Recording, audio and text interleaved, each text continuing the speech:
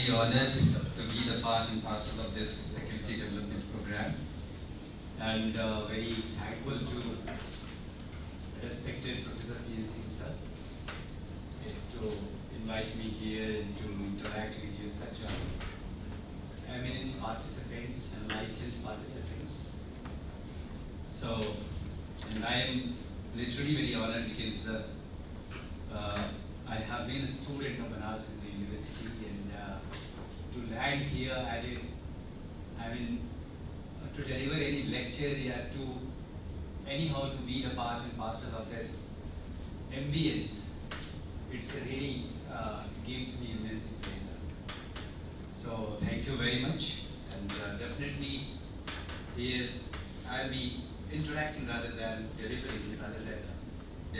We will be interacting with the major aspects of inclusion. Inclusion is and why it is mandatory. What is the basically the connotation and denotation of inclusion. So it's a buzzword in pedagogical circle as well as in pedagogical circle. So everywhere you find the term inclusion, whether it would be the political area or in academics, in day-to-day discourses. So you will find the term inclusion. Sabka saath, sabka vikas. So everywhere, in classroom, in political arena, in everywhere. So basically, inclusion is literally, I would say, it's a very, it has gained popularity in these decades, basically, because when Universal Declaration of Human Rights and Constitution of India talks about equity, equality, fraternity, and all cardinal values of democracy, to make democracy very functional. So equity and equality is really, really important, and to realize the equity and equality, so inclusion is very important. And in these days, because we are in transition period, we are at crossroads, because National Education Policy talks a lot about inclusion, particularly if you read the chapter 6 and the chapter 14 of National Education Policy. So, first of all, I would like to,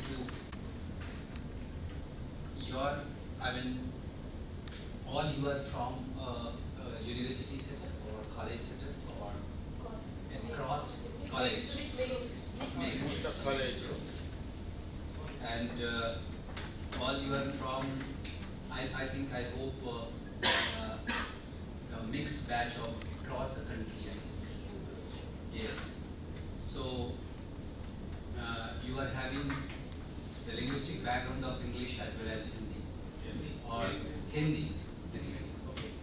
So we will be talking in Hindi as well as English. Rather, it will be the inclusive kind of language in these days. That is English. So we will be talking. Okay. And your disciplinary background is what? It's a mixed. Okay, fine. So, inclusion इसको हम समावेशन कहते हैं, और जैसा कि मैंने कहा कि भारत एक लोकतांत्रिक देश है, डेमोक्रेटिक कंट्री है, और डेमोक्रेसी को एक सक्सेसफुल बनाने के लिए एजुकेशन एक पावरफुल टूल है, शिक्षा एक बहुत ही सशक्त माध्यम है। और शिक्षा, जैसा कि हम सभी जानते हैं कि शिक्षा एक सामाजिक संस्थान है, सोशल इंस्टीट्यूशन है, और सोसाइटी की जो डाइवर्सिटी है, सोसाइटी का जो कल्चरल इनपुट है, सोसाइटी का जो एक सांस्कृतिक जो विरासत है, उस विरासत के अनुरूप ही समाज अपने संस्थानों का निर्माण करती है उन सभी संस्थानों में से जो एक सबसे सशक्त संस्थान है, सबसे पावरफुल इंस्टीट्यूशन है, that is education. So education का काफ़ी बड़ा रोल हो जाता है अपने बीइंग्स को, अपने न्यू मेंबर्स को, अपने समाज के नए सदस्यों को सोशलाइज करना, उनको एजुकेट करना, उनको कल्चरल वैल्यूज़ को किस तरीके से इम्बाइब किया जाए, नए नए जो सांस्कृतिक और सामाजिक मूल्य हैं उनको किस तरीके से इम्बाइब किया जाए, उसको किस तरीके से आत्मसात किया जाए। तो यदि देखा जाए कि एजुकेशन एक सोशल इंस्टीट्यूशन है, तो सोशल इंस्टीट्यूशन एक इस तरीके का होना चाहिए कि जो समाज का जो प्रारूप है, समाज में जो विभिन्नताएं हैं, समाज और जो समाज की जो सांस्कृतिक जो भी विरासत है, उन विरासत के अनुरूप एजुकेशनल इंस्टीट्यूशन को होना चाहिए।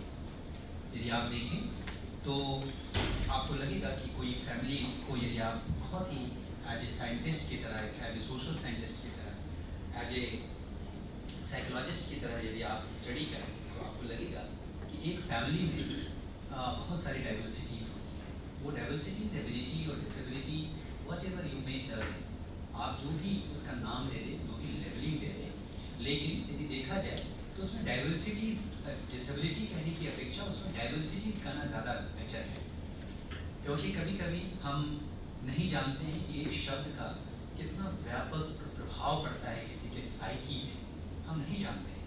लेकिन यदि किसी व्यक्ति को जिसमें 90% एबिलिटी है और 10% यदि कोई सब एबिलिटी है, और यदि आप 10% के अकॉर्डिंग टू उस व्यक्ति को लेवल कर देते हैं, तो उस व्यक्ति के लिए बड़ा डिवास्टेटिंग होता है। उस व्यक्ति के लिए यदि देखा जाए तो एक बहुत ही यदि देखा जाए तो वो उनमें एक हताशा, उनमें एक एंजाइटी, उसमें एक स्ट्रेस, उसमें एक जो उनकी एबिलिटी भी होती है, वो एबिलिटी भी धीरे धीरे रिटार्डेड होने लगती है।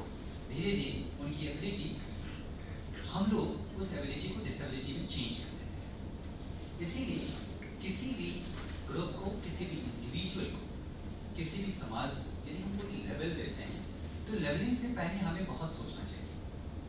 और कभी कभी हम एकेडमिशियन होने के नाते में कभी कभी हम बहुत ही लेमैन की तरह हम किसी भी लेवल को कहीं पे भी चिपका देते हैं। सिमिलरली यदि देखा जाए, अभी कुछ हाल के दिनों में जो विकलांगता या निर्योग्यता या अक्षमता, ये सब जितने भी शब्द हैं, ये शब्द देखने में, सुनने में बड़े डेरोगेटरी लगते हैं। किसी भी व्यक्ति को यदि आप देखें, यदि कोई स्टूडेंट विजुअली चैलेंज्ड है, विजुअली इम्पेयर्ड है, विजुअली हैंडीकैप्ड है, ये सबके अलग अलग अर्थ हैं। जब हम इम्पेयरमेंट कहते हैं तो इम्पेयरमेंट का मतलब है कि ऑर्गन लेवल पे कोई डेफिशिएंसी है, और उस ऑर्गन के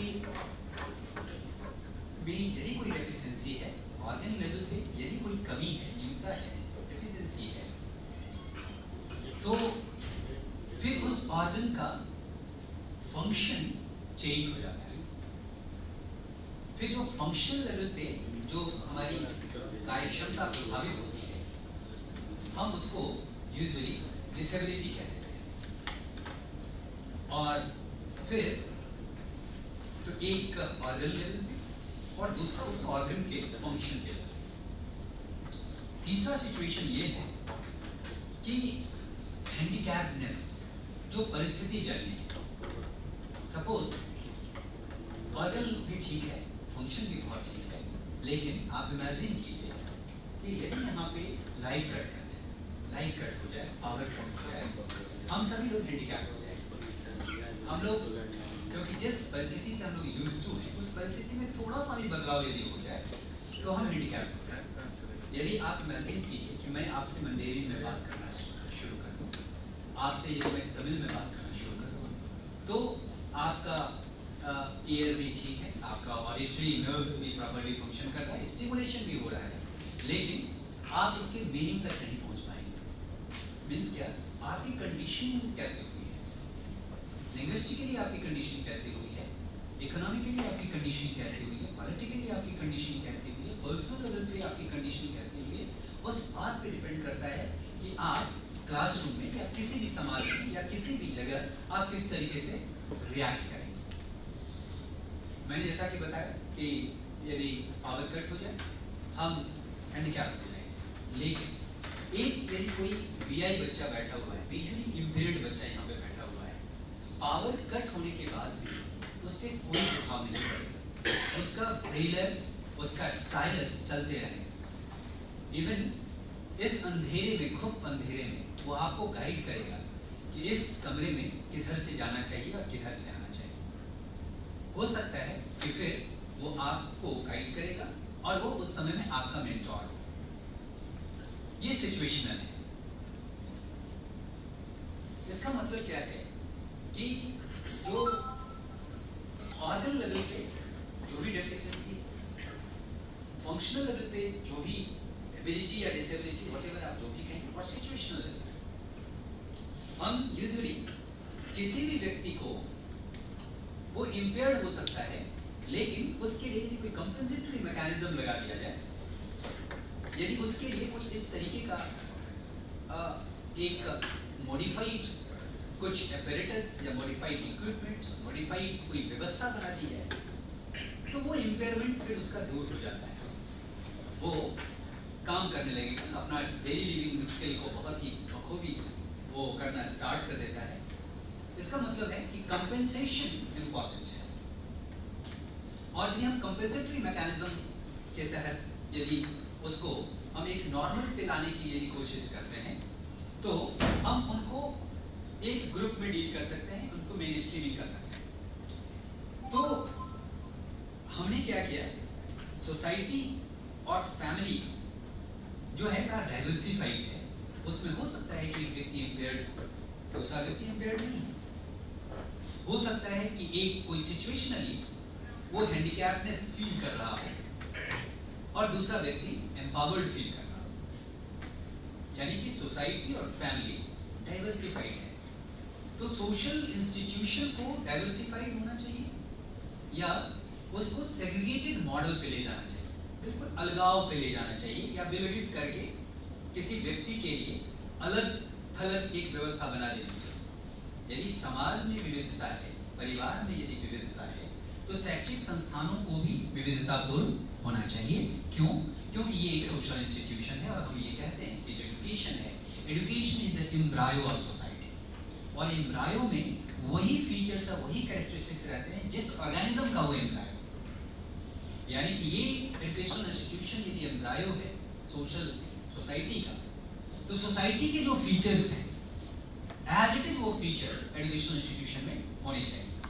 लेकिन हमने एजुकेशनल इंस्टीट्यूशन को सेग्रीगेटेड मॉडल पे डेवलप करना स्टार्ट किया। क्यों? क्योंकि डिसेबिलिटी को डील करने के लिए, या जो डिफरेंटली एबल्ड, जो हमने थोड़ा सा बेहतर करने की कोशिश की, जिसमें बहुत सारे नाम हम देते हैं उनको, कभी हम डिसेबल्ड कहते हैं, कभी हम उन्हें इम्पेयर्ड कहते हैं, कभी हम उन्हें हैंडीकैप्ड कहते हैं, कभी हम उन्हें डिफरेंटली एबल्ड कहते हैं, कभी हम उन्हें स्पेशल नीड्स कहते हैं, स्टूडेंट्स विद स्पेशल नीड्स, कभी हम विशेष आवश्यकता वाले स्टूडेंट कहते हैं उन्हें। अब हम ऑफ कोर्स यदि कोई डिसेबल्ड है, हमने कहा डिसेबल्ड है, उसको यदि डिसेबल्ड को डिसेबल्ड कहा जाए और यदि डिसेबल्ड को विशेष आवश्यकता वाले समूह का दर्जा दिया जाए, तो दोनों में जो डिग्निफाइड जो टर्मिनोलॉजी, जो एक गरिमामयी है, जो एक गरिमापूर्ण है, वो ऑफ कोर्स यदि किसी को कहें कि डिफरेंटली एबल्ड, और यदि हम उसे कहें कि स्टूडेंट्स विद स्पेशल नीड्स, विशेष आवश्यकता से युक्त छात्र या छात्राएं या विद्यार्थी, हम यदि ये कहें, तो वो एक बेहतर टर्मिनोलॉजी होगा, और उस बेहतर टर्मिनोलॉजी से उनको भी लगेगा कि ये समाज मेरे लिए बना हुआ है, समाज में हमारा प्लेस है, समाज में हमारा एक डिग्निफाइड प्लेस है, और जो डिग्निफाइड, जो लाइफ विद डिग्निटी या लिविंग विद डिग्निटी जो कॉन्स्टिट्यूशन में इंश्योर किया गया है, उनको भी लगेगा कि ये सोसाइटी हमें एक गरिमामयी स्थिति में हमको जीने का हक दे रहा है, अधिकार दे रहा है। तो इस तरीके से हमें उस लेवलिंग पे सबसे पहले गौर करना चाहिए। बीइंग अ टीचर, ये क्योंकि हम जानते हैं कि all we are the mentors, all we are the destiny makers, all we are the actor of this classroom, all we are the heroes. So आप बेसिकली आपके बिहेवियर को स्टूडेंट बहुत बारीकी से जज करता है, बहुत बारीकी से ऑब्जर्व करता है। आपके टर्मिनोलॉजी को वो बहुत ही बारीकी से सुनता है, बहुत ही बारीकी से मीमांसा करता है, उसके बहुत ही बारीकी से कंटेम्पलेट करता है, बहुत ही बारीकी से वो डीप थिंकिंग करता है। तो हमें उन शब्दों का प्रयोग करना चाहिए जो क्लास को डिग्निफाइड बनाए, जो पूरे क्लास को यदि हम डिग्निफाइड तरीके से हम यदि सभी को एक प्लेस दें, क्योंकि हर एक व्यक्ति अपना प्लेस ढूंढता है। आप यदि एक ग्रुप फोटोग्राफी हो तो उस ग्रुप फोटोग्राफी में सबसे पहले आप किसको ढूंढते हैं? सबसे पहले आप स्वयं को ढूंढते हैं कि मैं कहाँ हूँ, और जिसमें आप होते हैं वो आपके लिए एक खास अहमियत होती है, और उसको आप फिर अपने फेसबुक के पेज पे लगाते हैं, आप स्टेटस में लगाते हैं। क्यों? क्योंकि आप के लिए आप जो है वो आपका स्टेटस है, और वो स्टेटस आपके लिए बहुत इम्पोर्टेंट है। इसीलिए जब आप किसी व्यक्ति को प्लेस देते हैं एक सोशल इंस्टीट्यूशन कि हमने उनको बिठा दिया और हमने पूछा ही नहीं उससे कि आपको क्या चाहिए, आपको कौन सा टीचिंग स्टाइल पसंद है, आपको कौन सा, आपका लर्निंग स्टाइल क्या है, आपके लर्निंग स्टाइल के अकॉर्डिंग टू क्या हमारा टीचिंग स्टाइल मैच करता है, आपको किस तरीके का कंटेंट चाहिए। आप यदि लो विजन वाले बच्चे हैं तो क्या आपको ये एक महीन फॉन्ट वाले पेपर को वो नहीं पढ़ सकता है, हमें कुछ नहीं करना है।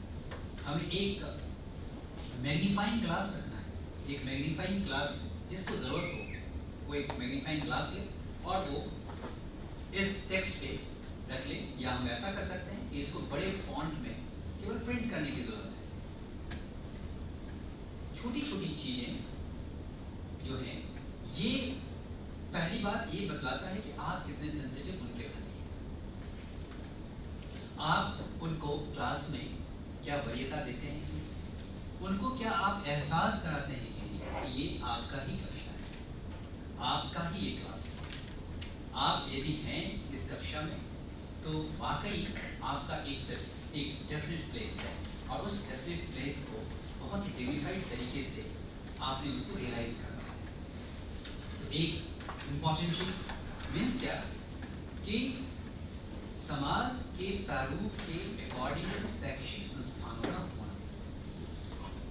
समाज में यदि विविधता है तो शैक्षिक संस्थानों में भी विविधता होनी चाहिए, और उसका एक एंडोर्समेंट एडमिनिस्ट्रेटर के द्वारा भी, लेजिस्लेटिव के द्वारा भी, एग्जीक्यूटिव के द्वारा भी, और बाकी सभी जितने भी फैक्टर्स हैं उनके द्वारा होना चाहिए।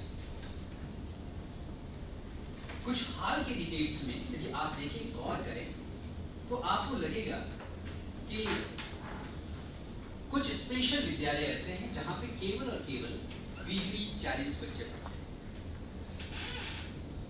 क्लास 1 से लेकर के 12वीं तक उसको हमने ऐसे चहारदीवारी में बंद किया जहां पे उनका कोई फ्रेंड, जिसको आप नॉर्मल कहते हैं या जिसको आप साइटेड कहते हैं, उनके साथ उसका कोई साइटेड फ्रेंड नहीं, और जो साइटेड फ्रेंड भी है उस साइटेड फ्रेंड का कोई ऐसा फ्रेंड नहीं है जो विजुअली चैलेंज्ड है।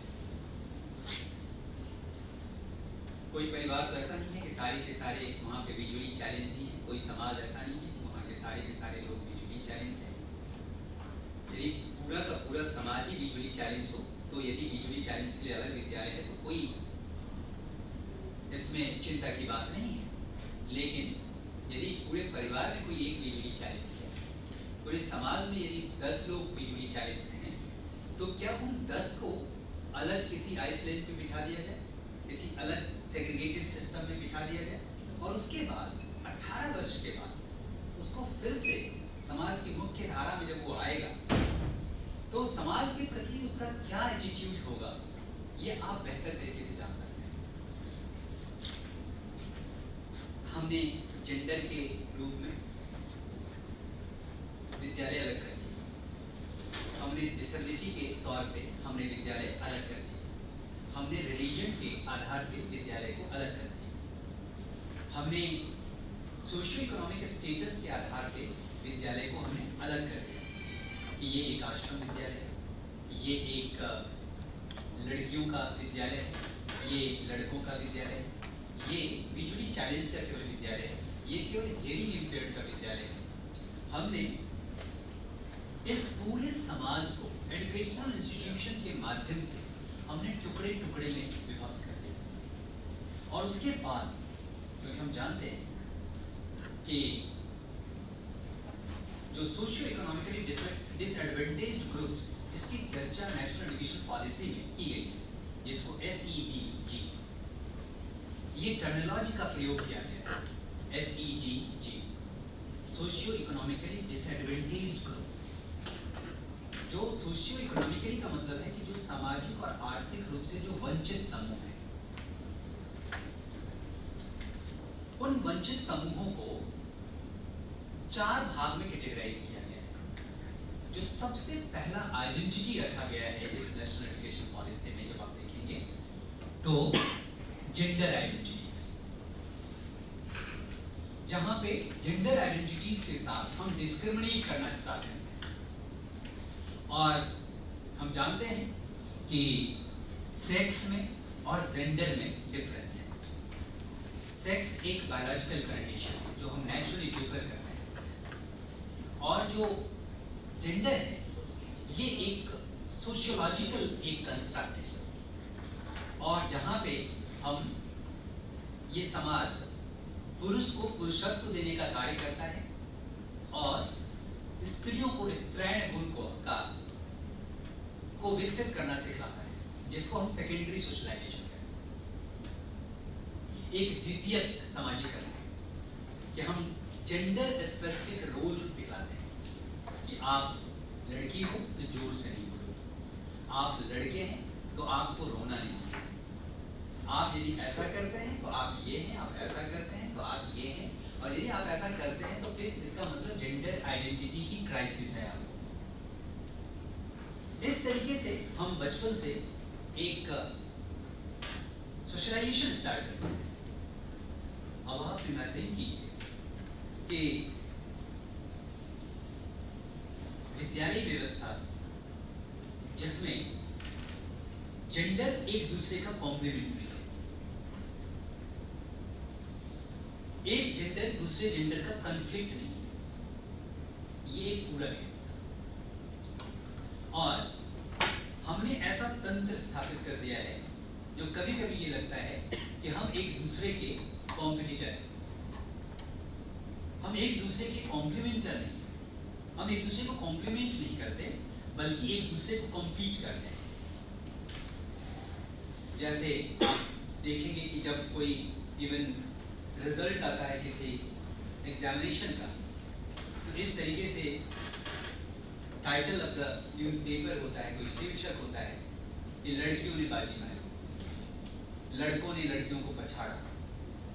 इस तरीके से आप टर्मिनोलॉजी का देखते हैं और उससे ये लगता है कि ये दोनों बिल्कुल अलग अलग ग्रह के हैं, अलग अलग समाज के अलग अलग पहलू हैं, अलग अलग ये है, और उनके माइंड में बचपन से ही ये लगता है कि हम एक दूसरे के पूरक नहीं हैं बल्कि एक दूसरे के कॉम्पिटिटर हैं। और जब फिर पढ़ने लिखने के बाद जब वो सोसाइटी के एक मेन स्ट्रीम में एज ए फैमिली के रूप में जब वो अपने आप को एस्टैब्लिश करते हैं, तो आपको लगता है कि फिर से फैमिली का डिसइंटीग्रेशन स्टार्ट हो जाता है। आप यूजुअली देखते होंगे कि पढ़ाई का स्तर जितना बढ़ा है, फैमिली उतना ही डिसइंटीग्रेट हुआ है, परिवार उतना ही ज्यादा विग्रह के कगार पे है। जबकि होना ये चाहिए कि एजुकेशन हमें इस तरीके से एजुकेट करे कि हमें एक दूसरे के साथ इंटीग्रेटेड होकर के और इंक्लूडेड होकर के रहना सीखता है, एक सिम्बायोटिक वे में, एक साइनर्जी के साथ। एक सहजीविता के साथ। लेकिन हुआ जस्ट उल्टा है। तो हमने विद्यालय व्यवस्था को अलग किया सेग्रीगेटेड मॉडल पे कि ये बॉयज का और ये गर्ल्स का। और उसके बाद जो सबसे पैथेटिक सिचुएशन जो इस जेंडर आइडेंटिटी में जो नेशनल एजुकेशन पॉलिसी 3 बात करता है, एक तो मेल का, दूसरा फीमेल का और तीसरा ट्रांसजेंडर जो थर्ड जेंडर है। आप अभी भी रियलाइज करते हैं कि जो थर्ड जेंडर है, जो ट्रांसजेंडर, उनको अभी भी सोसाइटी में जो एक प्लेस मिलना चाहिए वो प्लेस नहीं है। वो अपने बायोलॉजिकल आइडेंटिटी के लिए भी, एक साइकोलॉजिकल आइडेंटिटी एस्टैब्लिश करने के लिए भी, एक सोशल आइडेंटिटी एस्टैब्लिश करने के लिए भी, इवन एक पॉलिटिकल आइडेंटिटी एस्टैब्लिश करने के लिए भी, जो आइडेंटिटीज के बहुत फॉर्म्स हैं, जब आप देखेंगे तो वो अपने आइडेंटिटी के लिए अभी भी जद्दोजहद की स्थिति में, अभी भी वो संघर्ष करते हैं। और ये एक सभ्य समाज के लिए ये एक कितना एक विडंबना की बात है कि हम एक ऐसे बीइंग को जो समाज के इंटीग्रल पार्ट है उनको हमने इंक्लूड नहीं किया हुआ है। और मुझे लग रहा है कि हम सभी यहाँ पे बैठे हुए हैं और सभी ने अच्छी जगह से आप लोगों ने पढ़ाई की होगी, लेकिन मुझे लग रहा है कि शायद ही आप लोगों में से या इंक्लूडिंग मी कोई बचपन के मित्र या कॉलेज लेवल पे भी या स्कूल लेवल पे भी आपके कोई ट्रांसजेंडर मित्र नहीं, आपको शायद याद नहीं हो। क्यों? क्योंकि सोसाइटी ने स्टार्टिंग से ही उनको सेग्रीगेट करके रखा। वो अपनी आइडेंटिटी भी नहीं बता पाए। जब भी कोई निकले भी तो उनसे जाकर के पूछिए। अभी बहुत अच्छी मूवी आई है ताली, Sushmita Sen, she has perform very well. और उसमें एक ट्रांसजेंडर का एक क्या साइकिक एक उसकी क्या रियलिटी है, उस रियलिटी को यदि आप देखेंगे और आप उनके शूज में यदि आप अपना पैर डाल देंगे तो आपको एहसास होगा कि वो कितनी पीड़ा में हैं। अभी still they are struggling for. तो इस तरीके से यदि आप देखेंगे तो एक ये राष्ट्रीय शिक्षा नीति जो कॉन्स्टिट्यूशनल ऑब्लिगेशन को फुलफिल करता है और कॉन्स्टिट्यूशन के प्रेफेस को यदि आप देखते होंगे तो उसमें जितने भी कार्डिनल वैल्यूज जो एक सभ्य समाज के लिए होना चाहिए, एक सभ्य राष्ट्र के लिए होना चाहिए, एक सभ्य वैश्विक संस्कृति के लिए होना चाहिए, तो यदि आप देखेंगे तो वो जस्टिस, वो इक्विटी और वो इक्वालिटी। लेकिन उन कार्डिनल वैल्यूज के पैरामीटर्स पे यदि आप देखेंगे कि समाज में कि एजुकेशन कितने लोगों तक, कितना लोग एक्सेस कर रहा है, कितने लोगों की पहुंच है, और एक्सेस, पहुंच और पहुंचने के बाद एनरोलमेंट। पहला पहुंच, एक्सेस, फिर एनरोलमेंट, एनरोलमेंट के बाद फिर रिटेंशन, वो कितना रिटेन कर पाता है, और उसके बाद आप क्वालिटी की बात करें। आप इमेजिन कीजिए कि जिन बच्चों को एक्सेस ही नहीं है, जिनको पहुंच ही नहीं है, और पहुंच का मतलब केवल फिजिकल एक्सेस नहीं है कि विद्यालय घर के पास होना चाहिए, पास यदि है तो उनकी पहुंच है। वो हो सकता है कि DLW का जो फेमस स्कूल है सेंट जॉन्स, और आप वहाँ के पास के आसपास के मोहल्ले का क्या सारे बच्चों का एक्सेस वहाँ पे है। तो आप देखते होंगे कि विद्यालय का की भौतिक समीपता होने से एक्सेस का पैरामीटर नहीं हो सकता है। वो क्राइटेरिया क्या है कि क्राइटेरिया केवल इसलिए क्योंकि वो फी पे नहीं कर सकता है, इसीलिए चाहे वो लाख उसका इंटेलिजेंस क्यों ना ठीक हो, लेकिन चूंकि वो फी पे नहीं कर सकता है, इसीलिए वो एंटाइटलमेंट, उसका वो एंटाइटलमेंट नहीं हुआ एडमिशन लेने के लिए। तो जो नेबरहुड स्कूल की जो संकल्पना है, जो राइट टू एजुकेशन एक्ट जो इंश्योर करता है, स्टिल 21st ए कॉन्स्टिट्यूशन के उस आर्टिकल को इनकॉर्पोरेट करने के बाद भी, जो अब एजुकेशन एक फंडामेंटल राइट हो गया है, लेकिन फिर भी यदि आप उनके इम्प्लीमेंटेशन के स्टेटस को यदि आप सही से एज एक सोशल साइंटिस्ट यदि आप स्टडी करें, तो अभी भी जो तस्वीर है वो तस्वीर बहुत ही उत्साहजनक नहीं है। अभी भी हमें बहुत स्ट्रगल करना है। क्यों? क्योंकि अभी एक्सेस की लड़ाई हम लड़ रहे हैं, और स्वतंत्रता के इतने दिनों के बाद भी एक लार्जेस्ट डेमोक्रेसी के लिए, जहां पे अभी हम लिटरेसी जो एक फर्स्ट स्टेप है एजुकेशन, जहां पे हम एक अक्षरों की दुनिया से केवल अवेयर होते हैं, इस अक्षरों के संसार से हम अवेयर होते हैं, वहां तक जो लिटरेसी का जंग लड़ रहे हैं। और हमने बहुत सारे अभियान चलाए, चाहे वो सर्व शिक्षा अभियान हो, चाहे राष्ट्रीय माध्यमिक शिक्षा अभियान हो, दोनों को इंटीग्रेट करके चाहे वो समग्र शिक्षा अभियान हो, चाहे वो राष्ट्रीय उच्चतर शिक्षा अभियान रूसा, चाहे वो एसएस है, चाहे वो आरएमएस है, चाहे वो आरयूएस है।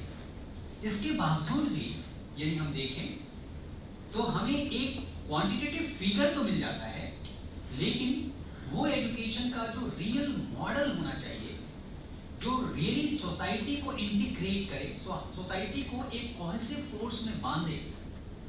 एक आप जानते हैं कि जब केमिस्ट्री के आप स्टूडेंट होंगे और या आप लिटिल बिट केमिस्ट्री जानते होंगे, तो आप जानते होंगे कि एक दो तरीके का न्यूक्लियर एक रिएक्शन, एक फ्यूजन और दूसरा फिजन। फ्यूजन में बहुत ताकत होता है,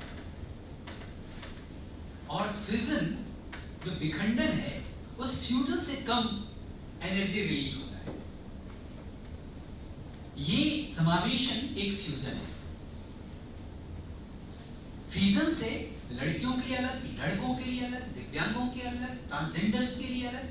हम फ्यूजन से तो हम अलग अलग विद्यालय स्थापित करके उनको एडुकेट तो कर सकते हैं, लेकिन हम सोशल वैल्यूज हम इनकलकेट नहीं कर सकते हैं। जहां पे आपके साथ यदि दिव्यांग बच्चा यदि डे टू डे बैठता है, तो आप उनकी संवेदना से वाकिफ होता है, आप उनके समस्याओं को समझते हैं। वो बच्चा भी ये समझता है कि ये मेरे लिए भी बने हुए हैं, ये मेरे फ्रेंड्स हैं, और जहां हमें जरूरत होती है वहां मैं इनकी मदद करता हूं। तो आप देखिए कि एक इंटीग्रेटेड सिस्टम में और एक इंक्लूसिव सिस्टम में आप केवल और केवल कंटेंट डिलीवरी या कंटेंट का, आप केवल कंटेंट को केवल सीखते नहीं है, केवल विषय वस्तु को नहीं सीखते हैं, लेकिन विषय वस्तु से जो इनडायरेक्ट जो वैल्यूज है, जो सोशल एग्जिस्टेंस के लिए बहुत जरूरी है, जो समाज के अस्तित्व के लिए बहुत जरूरी है, जो राष्ट्र के अस्तित्व के लिए बहुत जरूरी है। आज आप देखते होंगे कि राष्ट्र में या आप ग्लोबल लेवल पे देखते होंगे कि बहुत डिसरप्टिव फोर्सेस हैं, और उसमें डिसरप्शंस में सबसे अधिक जो कंट्रीब्यूट किया है इस डिसरप्शंस में, वो सभी एजुकेटेड बीइंग ने ही किया। पढ़े लिखे लोगों ने ही डिसरप्शंस क्रिएट किए, क्योंकि हमें ही पता होता है कि इंटेलिजेंटली समाज को किस तरीके से टुकड़े टुकड़े में बांटना है। ये एक जो युवा है, जो अभी भी जो निरीह है, उनके पास तो केवल बायोलॉजिकल एग्जिस्टेंस बचाने की ही चिंता रहती है। उनके पास ये चिंता नहीं है कि सोसाइटी का प्रारूप क्या हो। वो तो केवल ये मानते हैं कि सोसाइटी का हम एक इंटीग्रल फॉर्म है, जब तक सोसाइटी हमें रहने देती है। तो एजुकेशन का मॉडल यदि आप देखेंगे तो राष्ट्रीय शिक्षा नीति जो एक ऐसी शिक्षा नीति है जिसको सबसे पहले यदि देखा जाए तो एक जो बॉटम से जो टॉप का जो मॉडल, जब हम कोई नीतियों को बनाते हैं, किसी भी नीति को जब हम बनाते हैं, तो दो मॉडल होते हैं। एक मॉडल ऐसा होता है कि जो टॉप पे बन जाता है और डाउन पे फिल्टर होकर के आपको केवल इंप्लीमेंट करना है। एक ऐसा मॉडल जो बॉटम टू टॉप की तरफ जाता है। मीन्स क्या? यदि नीतियां हमारे लिए हैं तो उन नीतियों को हम तय करें, उसमें हम फीडबैक देंगे। हम ये तय करेंगे कि शिक्षा का मॉडल कैसा होना चाहिए, वो इंक्लूशन होना चाहिए या वो एक्सक्लूसिव होना चाहिए, वो सेग्रीगेटेड होना चाहिए या इंक्लूसिव होना चाहिए। राष्ट्रीय शिक्षा नीति की जो संकल्पना की गई जिस समय में आज ड्राफ्ट के रूप में, तो उसका इस तरीके से मॉड्यूल तय किया गया कि ये जो शिक्षा नीति होगी वो बॉटम टू टॉप होगी।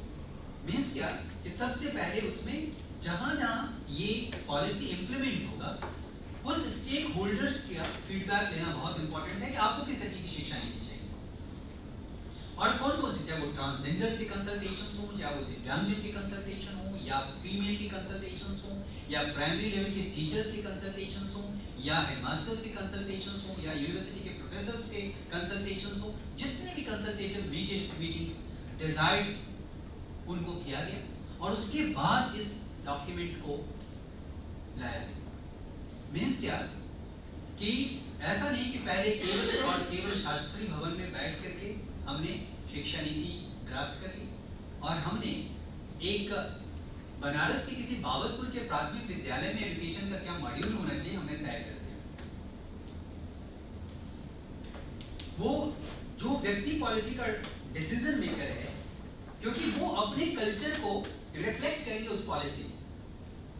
आपको जो पॉलिसी चाहिए, जिस तरीके का रिफ्लेक्शन चाहिए, वो कभी भी नहीं आ सकता है जब एक हैंडफुल, जब ग्रुप्स के लोग केवल बैठ करके उसको तय करेंगे।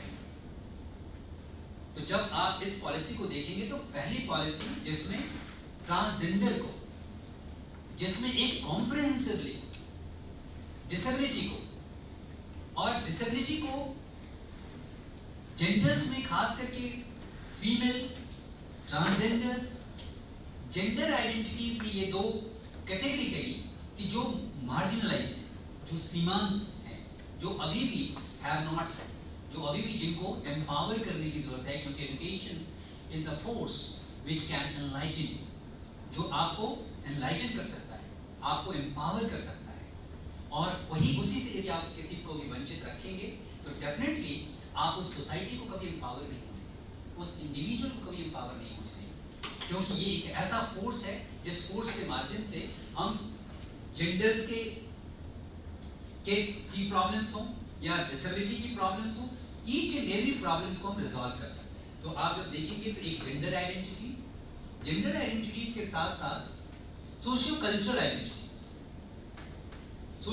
आइडेंटिटीज में जो भी हम लोगों ने एक मार्जिनलाइज्ड ग्रुप का या सोशियो इकोनॉमिकली मार्जिनलाइज्ड है, जिसमें चाहे वो शेड्यूल्ड कास्ट हो, शेड्यूल्ड ट्राइब्स हो, अदर बैकवर्ड क्लासेस हो, जो भी किसी न किसी कारणवश जो वो मार्जिनलाइज्ड हैं एजुकेशन से, जिनको एम्पावर करने की जरूरत है, जिनको एक सोसाइटी के उस फैब्रिक को स्ट्रेंथन करने की जरूरत है, सोसाइटी में एक इक्विलिब्रियम एस्टैब्लिश करने की जरूरत है, क्योंकि जब तक इक्विलिब्रियम रहेगा, जब तक असंतुलन की स्थिति रहेगी, तब तक आप सोसाइटी में कोई भी सोसाइटी को एक प्रोग्रेसिव पाथ पे नहीं ले जा सकते। इसीलिए आप सुखी इसलिए हैं क्योंकि आपका पड़ोसी सुखी है। जब आप केवल सुखी रहेंगे और आपका पड़ोसी बहुत दुखी होगा, आप इमेजिन कीजिए, तो आप एक हैप्पीली लाइफ नहीं जी सकते। क्यों? क्योंकि आप यदि एक कोई भूखे मर रहा है और आप खाना खा रहे, एक दिन ऐसा आएगा कि वो बेसिकली वो आपको भी चैन से नहीं रहने देगा। सोसाइटी के इक्विलिब्रियम को एस्टैब्लिश करने के लिए सोशल रिसोर्सेज को, इकोनॉमिक रिसोर्सेज को इक्विटेबल डिस्ट्रीब्यूशन बहुत जरूरी है, चाहे वो एजुकेशन ही क्यों हो। इसीलिए जब आप सोशल फैब्रिक को मजबूत करना चाहते हैं तो सबसे पहले एजुकेशनल जो इंस्टीट्यूशन है उनको रीस्ट्रक्चरिंग करने की जरूरत है। ये जो सेग्रीगेटेड मॉडल जो एजुकेशनल प्रैक्टिसेस हैं उनको चेंज करने की जरूरत है। तो डेफिनेटली चाहे वो जेंडर आइडेंटिटीज हो, सोशियो कल्चरल आइडेंटिटी जिसमें SC, STs, other backward classes, उसके बाद जब आप ये देखेंगे तो ज्योग्राफिकल आइडेंटिटीज, ज्योग्राफिकल आइडेंटिटीज का मतलब ये है कि जब आप इंडिया के ज्योग्राफिकल डिवाइड्स को भी जब आप देखेंगे तो आपको लगेगा कि केरला का एजुकेशनल स्टेटस, तमिलनाडु का एजुकेशनल स्टेटस, बिहार का एजुकेशनल स्टेटस, पंजाब का एजुकेशनल स्टेटस, उसमें आपको एक ज्योग्राफिकल डिवाइड दिखेगा। जो फार फर्लांग जो हिल एरियाज हैं, जो डेजर्ट एरियाज हैं, जहां पे नेचुरल एवलेंस होते हैं, वहां की जब आप एजुकेशनल सिचुएशन को देखेंगे, एजुकेशनल सिचुएशन को, तो आपको लगेगा कि वहां पे एक विशेष प्रोविजंस की जरूरत है उन बच्चों को इंक्लूड करने में। तो ज्योग्राफिकल आइडेंटिटीज को एड्रेस करना और साथ ही साथ जो डिसेबिलिटी, उस डिसेबिलिटी में ये पहली पॉलिसी है जिसमें rights of person with disability act 2016, जिसके कॉन्सोनेंस में इसको रीड करने की बात की गई है। बीइंग अ टीचर, हम सभी को आरपीडब्ल्यूडी एक्ट के बारे में पता होना चाहिए, क्योंकि जाने अनजाने में यदि हम इस आरपीडब्ल्यूडी एक्ट को, rights of person with disability act 2016 को यदि हम नहीं जानते और उनके प्रोविजंस को नहीं जानते, उनके सारे एस्पेक्ट्स को नहीं जानते, तो डेफिनेटली जो पर्सन विद स्पेशल नीड्स है या चिल्ड्रन विद स्पेशल नीड्स है, स्पेशल नीड्स कहने का मतलब यहाँ पे डिसेबिलिटी से है, यहाँ पे दिव्यांगता से है, और वो 21 काइंड्स ऑफ डिसेबिलिटी, जिसमें जो पहले PWD act, person with disability act 1995, उसको रिपील कर दिया गया और उसके बदले एक नया एक्ट बना। वो नया एक्ट भी जब हमने उस यूएन के चार्टर पे, जो यूएनसीआरपीडी है, जो United Nation convention on rights of person with disability, उस यूएनसीआरपीडी को हम लोगों ने ऑप्ट किया, उसको 1 अक्टूबर 2007 को हम लोगों ने साइन किया उस ट्रीटी पे, और फिर हमने वो वर्ल्ड कम्युनिटी को हमने ये इंश्योर किया कि rights of person with disability act जैसे एक्ट को ला करके हम उनके साथ एक जस्टिसिएबल हम एफर्ट्स करेंगे, क्योंकि हम जिस कंट्री में रह रहे हैं उस कंट्री के कॉन्स्टिट्यूशन के प्रोविजन में है कि वो उनको इक्विटी, इक्वालिटी और जस्टिस इंश्योर करना ही होगा, इर्रेस्पेक्टिव ऑफ कि वो किस जेंडर का है, वो किस रिलीजन का है, वो किस कास्ट का है, वो किस सिचुएशन का है। ये हमें करना ही होगा, ये ऑप्शनल नहीं है, ये मैंडेटरी है। तो इस तरीके से आरपीडब्ल्यूडी एक्ट में जितने भी 21 डिसेबिलिटीज को, जिसमें चाहे वो विजुअल इंपेयरमेंट हो, विजुअल इंपेयरमेंट के भी चाहे वो टोटल ब्लाइंडनेस हो, चाहे लो विजन हो, हियरिंग इंपेयरमेंट, चाहे वो टोटली डेफ हो या वो hard of hearing, speech impairment में चाहे वो स्टैमरिंग करता हो या वो स्टटरिंग करता हो। आप जब कोई बच्चा स्टटर करता है, जब बच्चा स्टैमर करता है, तो आप जब देखते हैं यूजुअली, तो स्टैमरिंग और स्टटरिंग एक सिचुएशन में जब बच्चा होता है तो बहुत ही साइकोलॉजिकली स्ट्रेस फील करता है, और यदि आपने उनके साथ आपने थोड़ा सा भी आपने सख्ती बरती या आपने कुछ ऐसा एक ट्रॉमेटिक सिचुएशन पैदा कर दिया, तो वो और ज्यादा स्टटर करेगा और ज्यादा स्टैमर करेगा, क्योंकि स्टैमरिंग ज्यादातर एक साइकोलॉजिकल कंडीशन है। जब बच्चा एंजाइटी में, जब बच्चा बहुत स्ट्रेस में होता है, तो आप यूजुअली देखते होंगे एक सामान्य व्यक्ति भी स्टटर करने लगता है, एक सामान्य व्यक्ति भी स्टैमर करने लगता है। आप इमेजिन कीजिए वो बच्चा जो अपने फैमिली को छोड़ करके आपके पास आया, वो एक, और यहाँ पे यदि कंजीनियल सिचुएशन नहीं हो तो वो बच्चा इमीडिएटली वहां पे 1-2 दिन तो किसी प्रेशर में विद्यालय आ सकता है,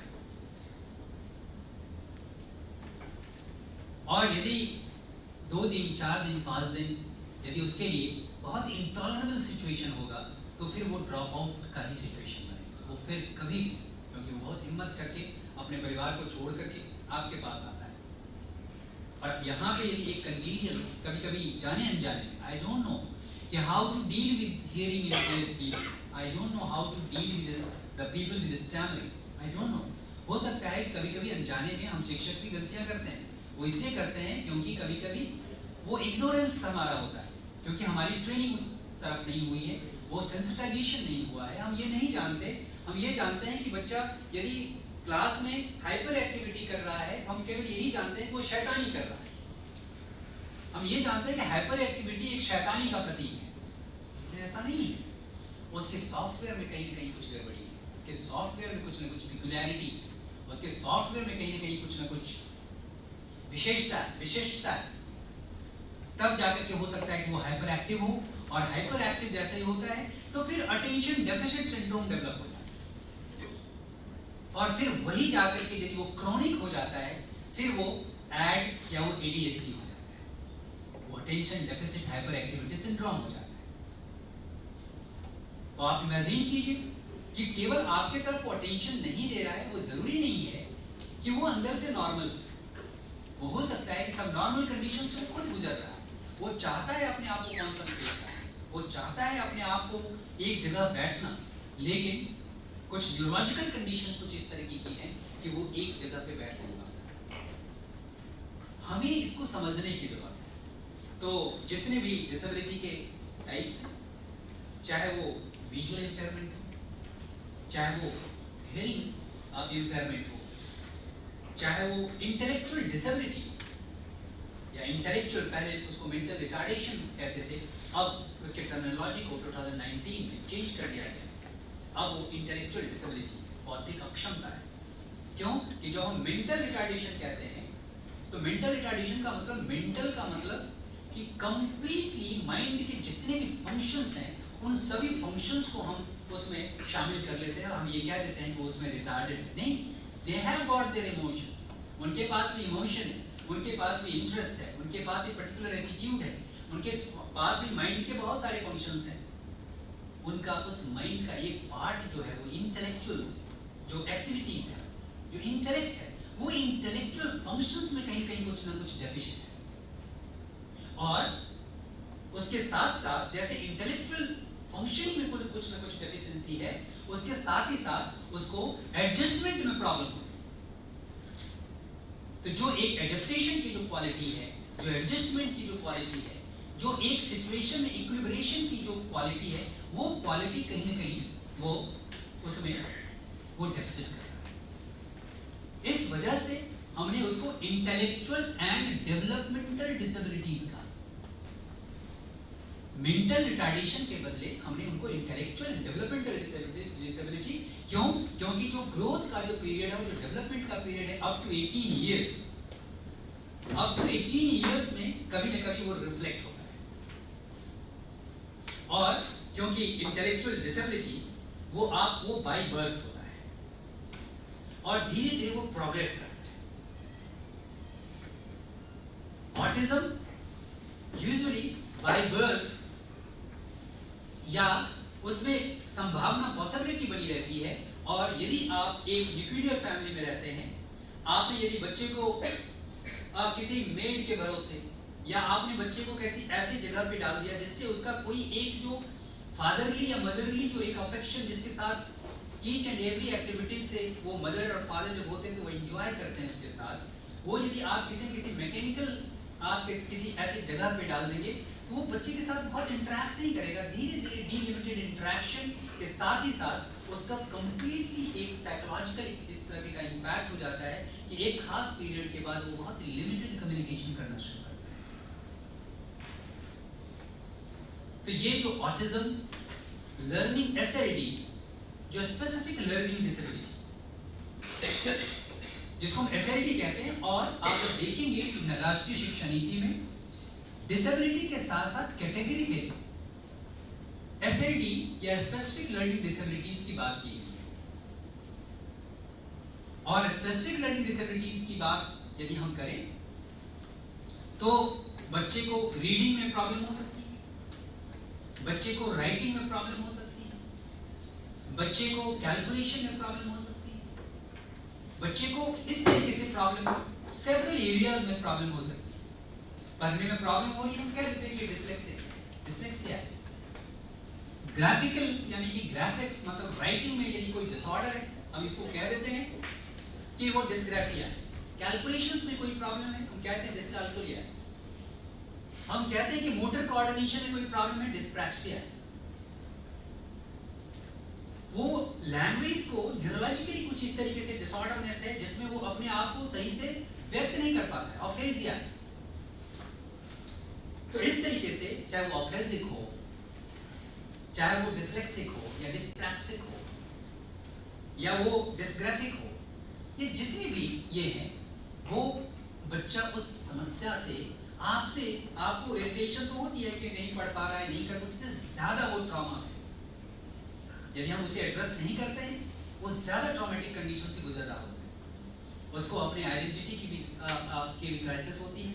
यदि हम अपने आप को रिवील करेंगे तो डेफिनेटली हमारा पीयर्स ग्रुप हमारा साथ छोड़ देगा। एक पीयर्स ग्रुप के छूटने का डर, एक क्लासरूम में अपनी आइडेंटिटी को खोने का डर, एक टीचर्स के सामने अपनी आइडेंटिटी को बनाने का डर, ये सब सारी चीजों को यदि आप साइकोलॉजिकली एनालाइज करेंगे तो आपको लगेगा कि वो बच्चा किस तरीके से, किस मेंटल ट्रॉमा से वो गुजर रहा होता है। तो आपको लगता है कि वो हंस रहा होता है, लेकिन ये वो वाकई वो केवल और केवल एक सोशल स्माइल दे रहा होता है, केवल और केवल वो एक कोरम को पूरा करता है।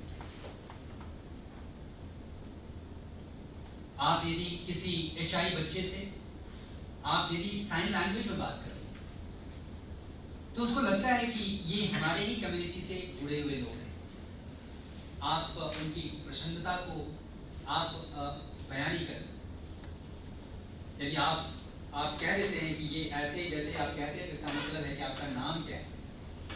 जैसे आप ऐसे कहते हैं कि गुड मॉर्निंग, आप जैसे कहते हैं कि गुड आफ्टरनून, जैसे ये है कि गुड नाइट। आप इस तरीके से कुछ साइंस, जो साइन लैंग्वेजेस के जो कुछ आप यदि एक कैटेगरिकली यदि कुछ आप समझ लेते हैं, तो आप यदि उनसे बात करते हैं तो उनको लगता है कि यस, ये हमारी भाषा को जानते हैं और ये टीचर के सामने हम अब कुछ अपनी समस्या रख सकते हैं। क्यों? क्योंकि जब तक हम उनकी भाषा को नहीं समझेंगे, तब तक हमारे और उनके बीच जुड़ाव नहीं होगा। क्योंकि जैसे ही हम यदि कोई बच्चा केवल और केवल हिंदी जानता है और हम केवल वहाँ पे इंग्लिश में लेक्चर को डिलीवर करना स्टार्ट करें, तो लैंग्वेज एक प्रॉक्सिमिटी क्रिएट करता है। लैंग्वेज एक निकटता लाता है, एक अपने वो एहसास दिलाता है कि आप जिस संस्कृति के हैं, हम भी उसी संस्कृति से बिलोंग करते हैं। ये एक साइकोलॉजिकल एक रेस्टफुलनेस क्रिएट करता है बच्चों के बीच। तो इस तरीके से यदि आप देखेंगे तो एक लैंग्वेज को इस राष्ट्रीय शिक्षा नीति में इंडियन साइन लैंग्वेज की बात की गई है। और जब आप देखेंगे, जब national institute of open schooling का नाम आपने सुना होगा, NIOS का, आप खास करके अभी यूनेस्को ने और यूनिसेफ ने पर्टिकुलरली NIOS के उस एफर्ट्स को अप्रेज किया है कि आपने जितने भी उनके क्लास 12 तक के जितने भी कंटेंट हैं, उन कंटेंट को उन्होंने इंडियन साइन लैंग्वेज में ट्रांसलेट करके उन सारे वीडियोस को रिकॉर्ड करके अपलोड किया है इसके वेबसाइट पर। और इंडियन साइन लैंग्वेज को एज ए 12th के सब्जेक्ट के रूप में उन्होंने इंट्रोड्यूस किया है। तो कम से कम एक बेसिक ओरिएंटेशन जब क्लासरूम में, क्योंकि you can not deny the admission of any children with special needs, आप डिनाई नहीं कर सकते।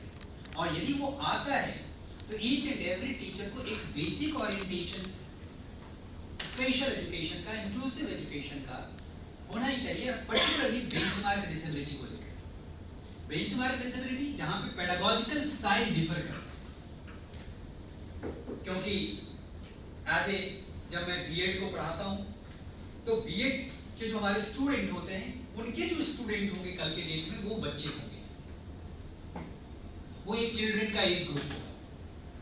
तो बेसिकली वो उनको एक पेडागोजिकल स्टाइल सिखाना जरूरी है। पेडागोजी, पेडागा मतलब चाइल्ड और गॉजी का मतलब वो एक सिस्टमेटिक साइंस है जो टीचिंग एंड लर्निंग को किस तरीके से ये प्रैक्टिस किया जाए, इसका साइंस है पेडागोजी। और बेसिकली जब आप एडल्ट को डील करते हैं, दैट इज कॉल्ड एंड्रोगॉजी।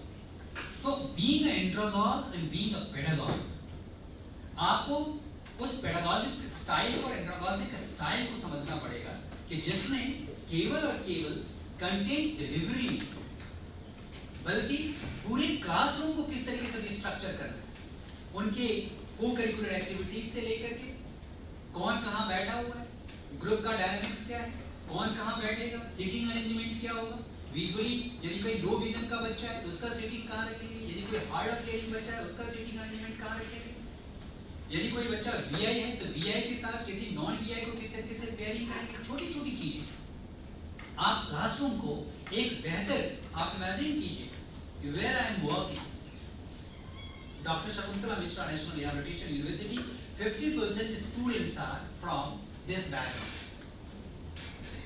और जब क्लास में आप होते हैं तो क्लासरूम में आपके साथ एक साइन लैंग्वेज इंटरप्रेटर होता है, आप होते हैं, और जो क्लासरूम में जो सेटिंग के अरेंजमेंट भी उसके आधार पे हम कैटेगरिकली तय कर देते हैं। सपोज कोई मैथमेटिक्स पढ़ाना है, किसी को सोशल साइंसेस पढ़ाने हैं, तो सोशल साइंसेस में सपोज कोई ज्योग्राफी का लेसन है, तो ज्योग्राफी के लेसन को किस तरीके से उनको वीआई बच्चे को किस तरीके से ये करना है, तो पेयरिंग नॉन वीआई को और वीआई को किस तरीके से पेयरिंग किया जाए ताकि वो एक दूसरे के लिए भी एक मेंटोर का काम करें। इस तरीके से आप जब आप डिजाइन करते हैं तो इंक्लूजन का मतलब पूरे क्लासरूम सिचुएशन को, पूरे विद्यालय व्यवस्था को, महाविद्यालय व्यवस्था को आप रीस्ट्रक्चर कर रहे हैं, आप रीडिजाइन कर रहे हैं। ऐसा नहीं कि हमने एडमिशन ले लिया उन बच्चों को और एक कोने में रख दिया कि नहीं जाके आप वहां बैठो, और वो खेलने का, यदि उसको खेलने का मन है तो आपको स्पोर्ट्स को भी इस तरीके से एक एडेप्टेड फॉर्म ऑफ स्पोर्ट्स आपको डिजाइन करना पड़ेगा कि ताकि उनका भी पार्टिसिपेशन है। Participation is very important. आप इमेजिन कीजिए कि आपके फ्रेंड्स के बर्थडे में आपको यदि इनविटेशन नहीं मिलता है तो आपको क्या दुख नहीं होता है, आपके पड़ोसी को इनवाइट कर लिया जाए, आपको इनवाइट नहीं किया जाए, आप बात करना बंद कर दें, आप 2 दिन के लिए 4 दिन के लिए नॉर्मल हो जाएंगे, चाहे वो लाख का आपको बताता रहे कि यार ये प्रॉब्लम को मैं भूल गया था, बोला तू मुझे कैसे भूल सकता है, जो जिसके साथ मैंने कभी नहीं देखा था उसको तो तुमने इनवाइट किया। स्टूडेंट भी इस तरीके से जब वो क्लासरूम में आता है तो क्लासरूम में वो अपने आइडेंटिटी और अपने इंपॉर्टेंस को देखता है, कम से कम एक डिग्निफाइड वे में हमको प्लेस मिल रहा है, क्योंकि वो एक बहुत ही फ्रेजाइल मेंटालिटी है, एक बहुत ही प्लास्टिसिटी होती है, थोड़े ही समय में वो बहुत बुरा मानते हैं, हमें लगता है कि हम डांट दें, फटकार दें, हम ये करें वो करें, उसका इम्पैक्ट उसके बिहेवियर पे बहुत ही नेगेटिव होता है। और पर्टिकुलरली जब आप विजुअली चैलेंज बच्चों से, हियरिंग इंपेयर्ड बच्चों से जब आप बात करेंगे तो आपको लगेगा कि उनके पास कहने को बहुत कुछ है, आप केवल उनके साथ इंटरेक्ट कीजिए, आप देखिए उनका प्रोसेसर कितना फास्ट चलता है, इवन कि आप जब उनके कम्युनिकेशन को देखेंगे, जब उनके ड्राइंग को देखेंगे, जब उनके बाकी के अचीवमेंट को देखेंगे तो आपको कहीं से नहीं लगेगा कि ये बच्चे किसी भी एंगल से डिसेबल है। हमारी यूनिवर्सिटी में आप आ जाइए, बिना बेरोक टोक वो आपको गाइड करेगा कि एडमिन ब्लॉक कहाँ पे, वो आपको गाइड करेगा कि एग्जाम सेक्शन कहाँ पे सीढ़ी है, कहाँ पे एस्केलेटर है, कहाँ पे लिफ्ट है, कहाँ पे रैंप है, कहाँ पे हैंड रेल्स है, कहाँ पे टॉयलेट्स बने हुए हैं उनके लिए, उनको किसी सपोर्ट की जरूरत नहीं, केवल फिजिकल एनवायरनमेंट को रिस्ट्रक्चर किया हुआ है, इस तरीके से डिजाइन किया हुआ, जहां पे उनको मदद की जरूरत है वहां पे उनके पीयर्स ग्रुप, एक पीयर्स ग्रुप जब आप देखेंगे वहां पे तो जो लोकोमोटर डिसेबल्ड बच्चा है वो व्हील चेयर पे बैठा हुआ है, वीआई बच्चे उसको पुश करते हैं, तो लोकोमोटर बच्चे का आंख काम कर रहा है, वीआई बच्चों का टांग काम कर रहा है, तो आपको लगेगा कि 2-3 का ग्रुप एक पूरा एक ऑर्गेनिज्म के रूप में वर्क कर रहा है, किसी का हाथ, किसी का कान, किसी की जांघें, तो आपको लगेगा कि सोसाइटी को जो एक ऑर्गेनिज्मिक रियलिटी के रूप में देखते हैं तो आपको एक वंडरफुल, आपको एक तस्वीर, that is inclusion, that is the real figure of inclusion. अभी नेशनल एलिजिबिलिटी टेस्ट का और अभी रीट का रिजल्ट आया, आपको यकीन नहीं होगा कि जो हमारे यहाँ के जो बच्चे, जो सबसे टॉपर बच्चे हैं वो वीआई बच्चे, वो विजुअली चाइल्ड बच्चे। क्यों? क्योंकि केवल और केवल उस वातावरण को हमने बस सामान्य सी कुछ टेक्नोलॉजी आजकल आती है, जैसे आपके पास ये गूगल, आप जब देखते होंगे ये गूगल के साथ ये गूगल लेंस है, ये किसी भी टेक्स्ट को मल्टी लैंग्वेज में कन्वर्ट कर देता है और साथ ही साथ उसको ऑडियो फॉर्मेट में भी कन्वर्ट कर देता है। पहले ये था कि बच्चे कि इंग्लिश मीडियम में ये टेक्स्ट बुक है, हम कैसे पढ़ पाएं। ज्यादातर बच्चों को समस्या आती है, आप जानते हैं कि जब बच्चा एक स्कूल एजुकेशन से, यूपी बोर्ड से पास आउट करके जब जाता है, जब कॉलेज में जाता है, तो वो स्ट्रगल कर रहा होता है, क्योंकि उनके टीचर किसी बड़े यूनिवर्सिटी के प्रोडक्ट हैं और वहाँ पे कंप्लीटली इंग्लिश मीडियम उनको पढ़ाया गया है। अब वो उनके पास जो टेक्स्ट बुक हैं, उनके पास जो रेफरेंस बुक्स हैं, उनके पास जितने भी इंसाइक्लोपीडियाज हैं, वो सभी के सभी इंग्लिश मीडियम हैं या किसी और फॉरेन लैंग्वेजेस में। और जब वो कहता है कि आपको ये पढ़ना चाहिए, तो कहता है कि सर यहाँ तो लैंग्वेज बैरियर है हमारे, क्योंकि आप जानते हैं कि लैंग्वेज कितना पावरफुल टूल है और उस लैंग्वेज को एक पावरफुल टूल के रूप में वो कितना सेग्रीगेट भी करता है, वो कितना इंक्लूड भी करता है, वो कितना आपको आइडेंटिटी भी दिलवाता है। तो लैंग्वेज चूंकि कम्युनिकेशन का एक बहुत बड़ा जरिया है, तो आप किस तरीके से आप उसको उस उसकी लैंग्वेज में किस तरीके से कंफर्टेबल करें। आजकल एक बहुत ही अच्छा स्कैनर आ गया है, कीबोर्ड स्कैनर। हम लोगों ने कीबोर्ड स्कैनर को अपने लाइब्रेरी में इंस्टॉल कर दिया और हम लोगों ने बहुत रिक्वेस्ट किया, बहुत ही बैंगलोर के कुछ एनजीओ से ये उन्होंने रिक्वेस्ट पे उन्होंने वहां पे इंस्टॉल कर दिया, चैरिटी बेस्ड। और उस कीबोर्ड स्कैनर से यू विल बी अमेज्ड कि वो दुनिया की कम से कम 140 भाषाओं में वो ट्रांसलेट कर देता है और इमीडिएटली एक ही में वो ऑडियो फॉर्मेट में कन्वर्ट कर देता है। अब बच्चे के पास अब जो क्वालिटी रेफरेंस बुक्स हैं, अब उनको कोई दिक्कत नहीं है, भाषा संबंधी अवरोध नहीं, कम से कम वो उनको ट्रांसलेटेड वर्जन पढ़ करके कंसेप्चुलाइज कर लेता है। फिर कंसेप्शन के बाद यदि वो फिर इंग्लिश मीडियम के टेक्स्ट बुक को जब पढ़ता है, तब उसको बात समझ में आएगी।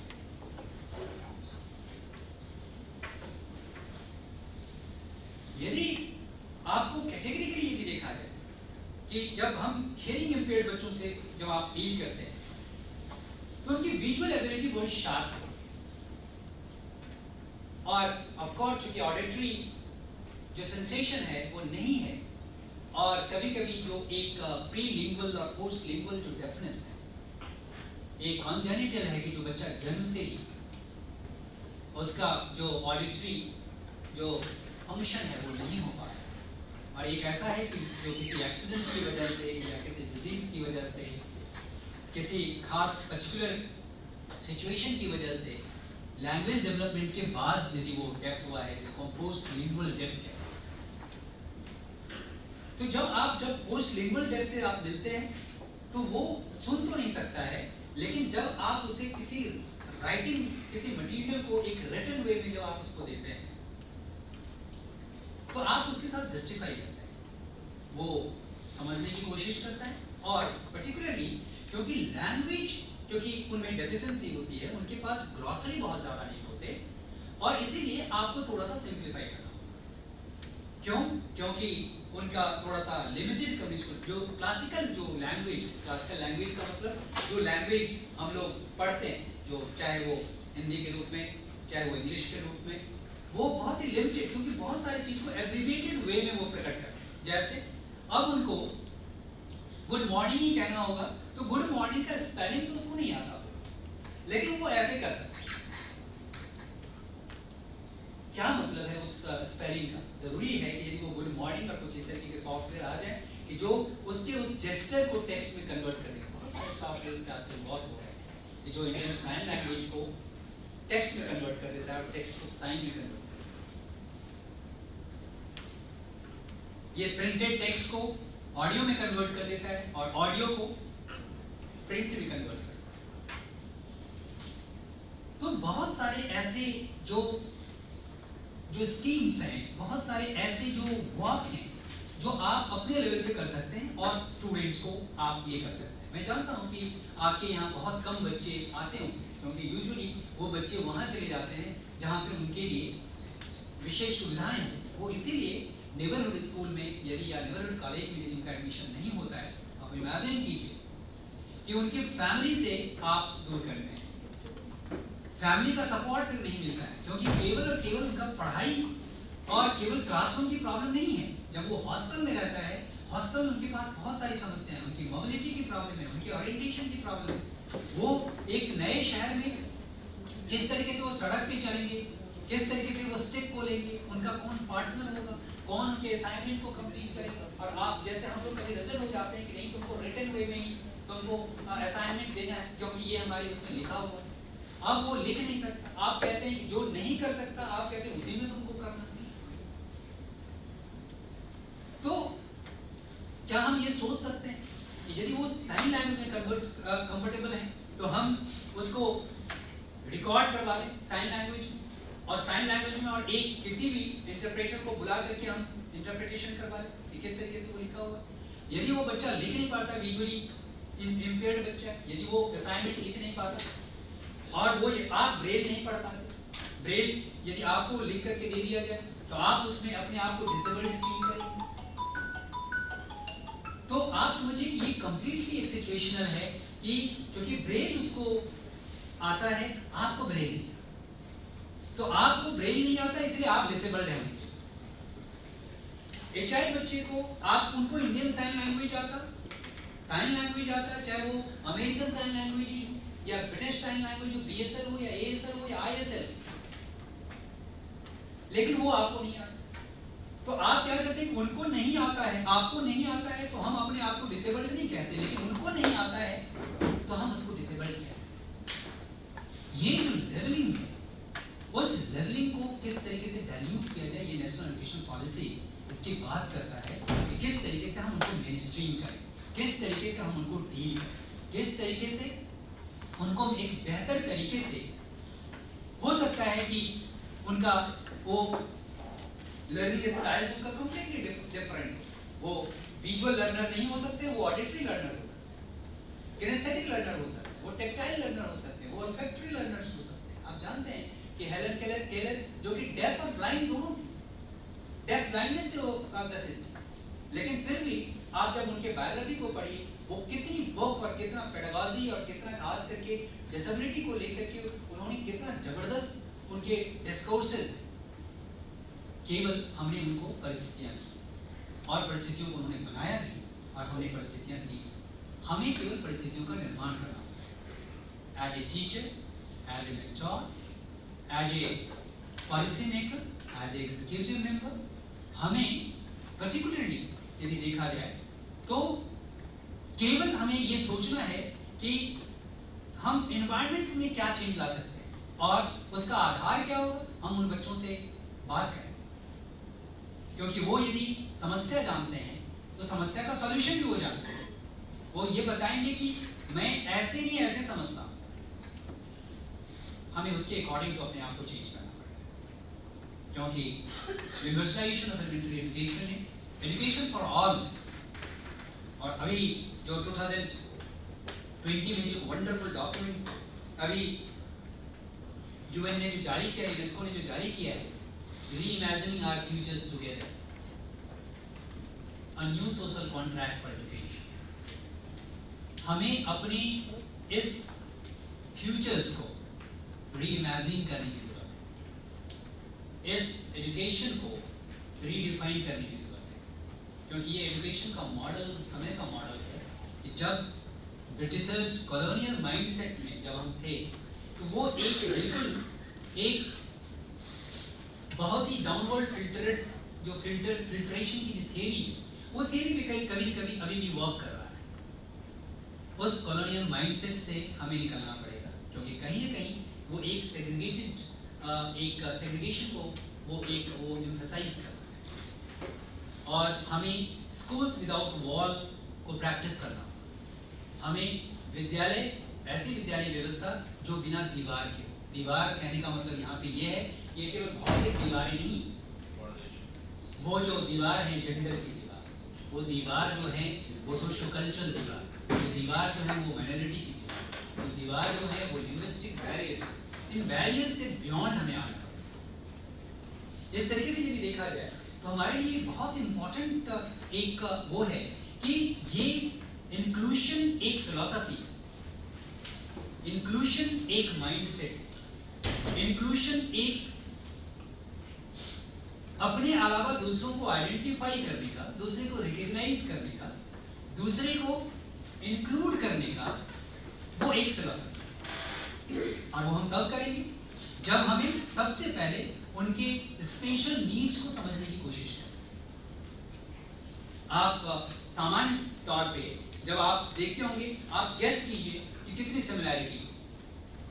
मैं कुछ इशारे कर रहा हूं और ये देखिए, ये क्या है?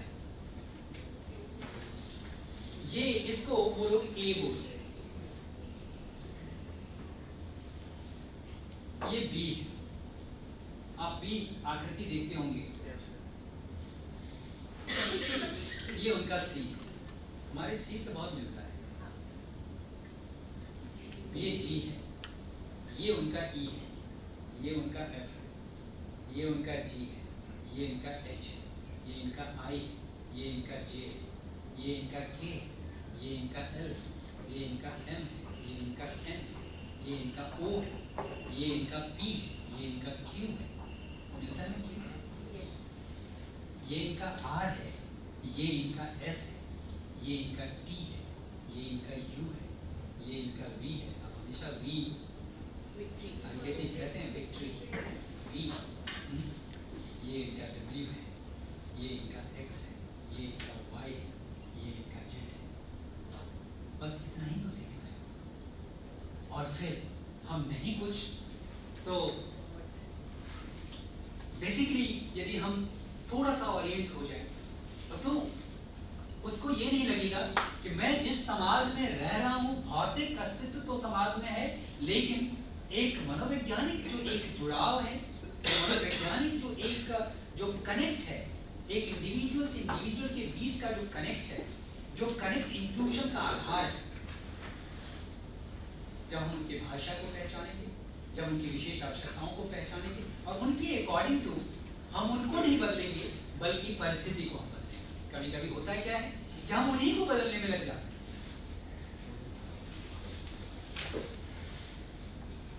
बेसिकली हमें पूरे एनवायरनमेंट को रीस्ट्रक्चर करने की जरूरत है। क्यों? क्योंकि ये जो सीटिंग का जो अभी भी जो स्ट्रक्चर जो बना हुआ है, ये बहुत ऑटोक्रेटिक है।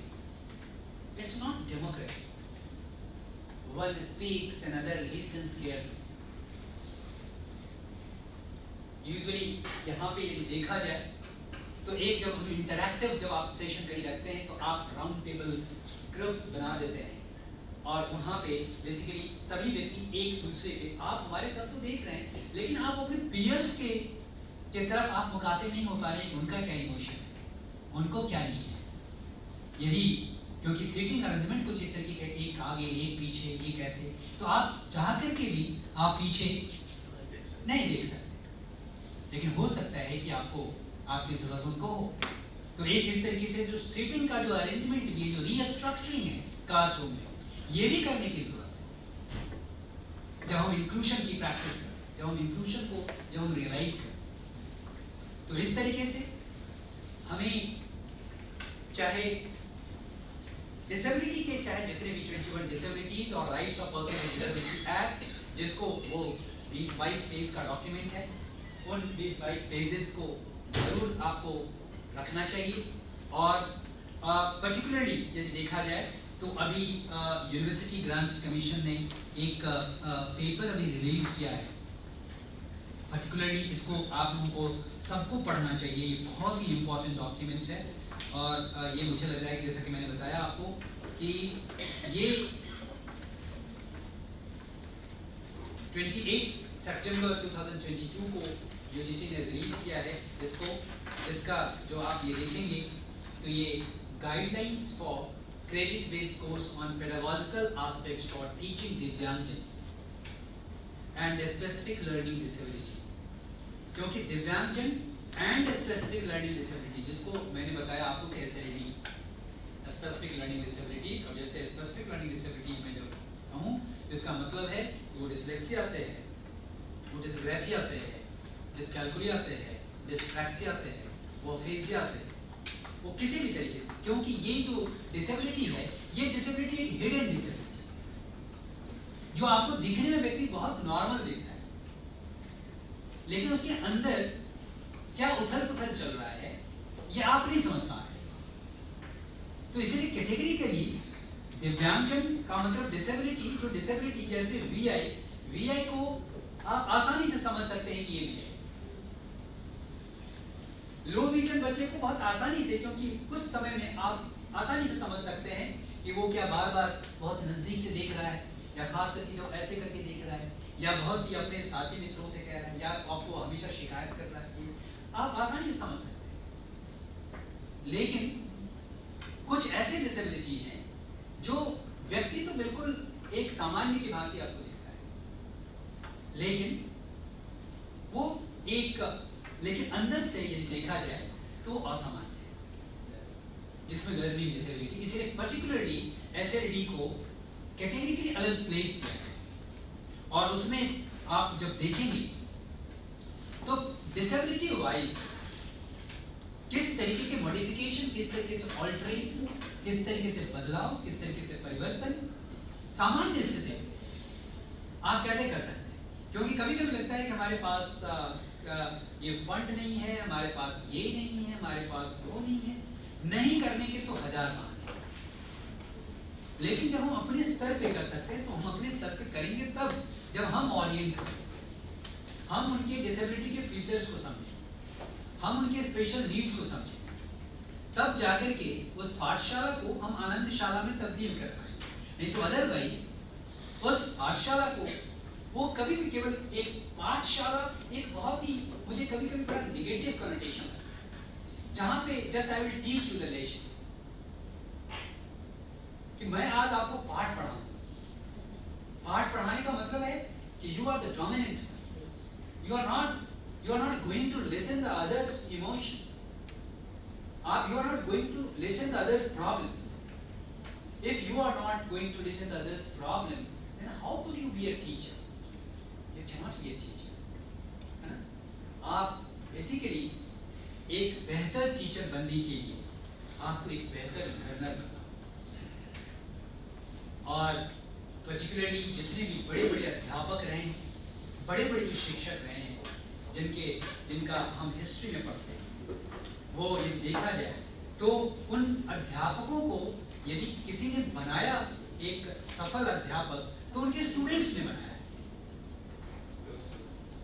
तो इस तरीके से हमें एक जो स्टूडेंट प्रो, एक जो बिहेवियर है, जो एटीट्यूड है, उसके तरफ हमें इंगित करना पड़ेगा, हमें अपने आप को मोल्ड करना पड़ेगा, हमें अपने माइंड में प्लास्टिसिटी लानी पड़ेगी, हमें ये समझना पड़ेगा कि नहीं केवल नॉलेज की ऑथोरिटी हम नहीं है, बल्कि नॉलेज का अथॉरिटी सामने वाला भी है। और आजकल तो आप जानते हैं कि केवल teacher is not the supplier of content, केवल टीचर कंटेंट का सप्लायर नहीं है। आजकल उसके पास बहुत सारे सोर्सेस हैं, उसके पास टेक्नोलॉजी है, जिस टेक्नोलॉजी में वो बेसिकली वो एक वेरीफायर का काम करता है।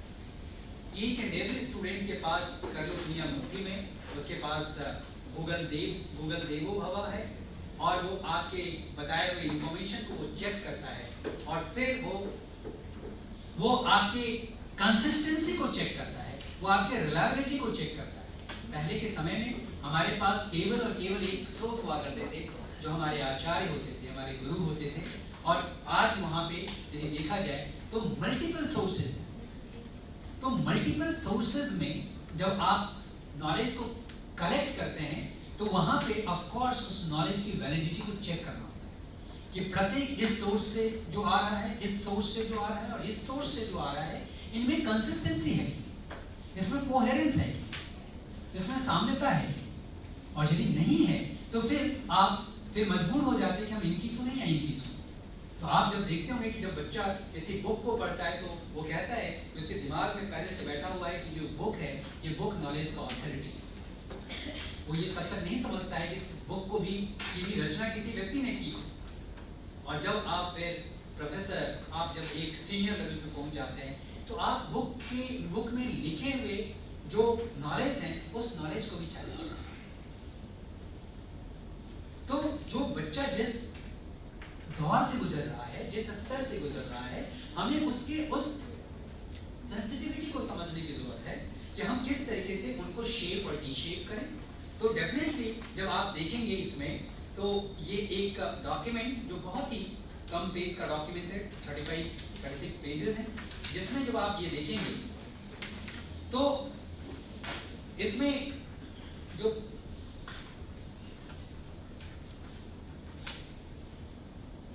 एक बेसिक जो आप अभी हम लोगों ने चर्चा किया कि जैसे आपको ये United Nation convention on rights of UNCRPD के बारे में, यूएनसीआरपीडी के साथ साथ ये नेशनल पॉलिसी जो 2006 में डिसेबिलिटी की आई, फिर rights of person with disability act 2016 जो बहुत ही इंपॉर्टेंट है, ये सभी को जानना चाहिए क्योंकि कभी कभी जाने और अनजाने में, क्योंकि अब उनका राइट्स हो गया। आप जब दोनों में डिफरेंस देखेंगे, ये पीडब्ल्यूडी एक्ट में राइट्स का अभाव था, अब ये rights of person with disability act है। यदि आप जाने अनजाने में यदि किसी भी राइट्स का वायलेट करते हैं तो यू विल बी पेनलाइज्ड। तो अब उनके जो भी फैसिलिटीज जो दिए गए हैं, जो भी सुविधाएं दी गई हैं, या जो भी उनके एंटाइटलमेंट्स हैं, वो एंटाइटलमेंट्स जो हैं वो अब राइट बेस्ड प्रोटेक्शन है।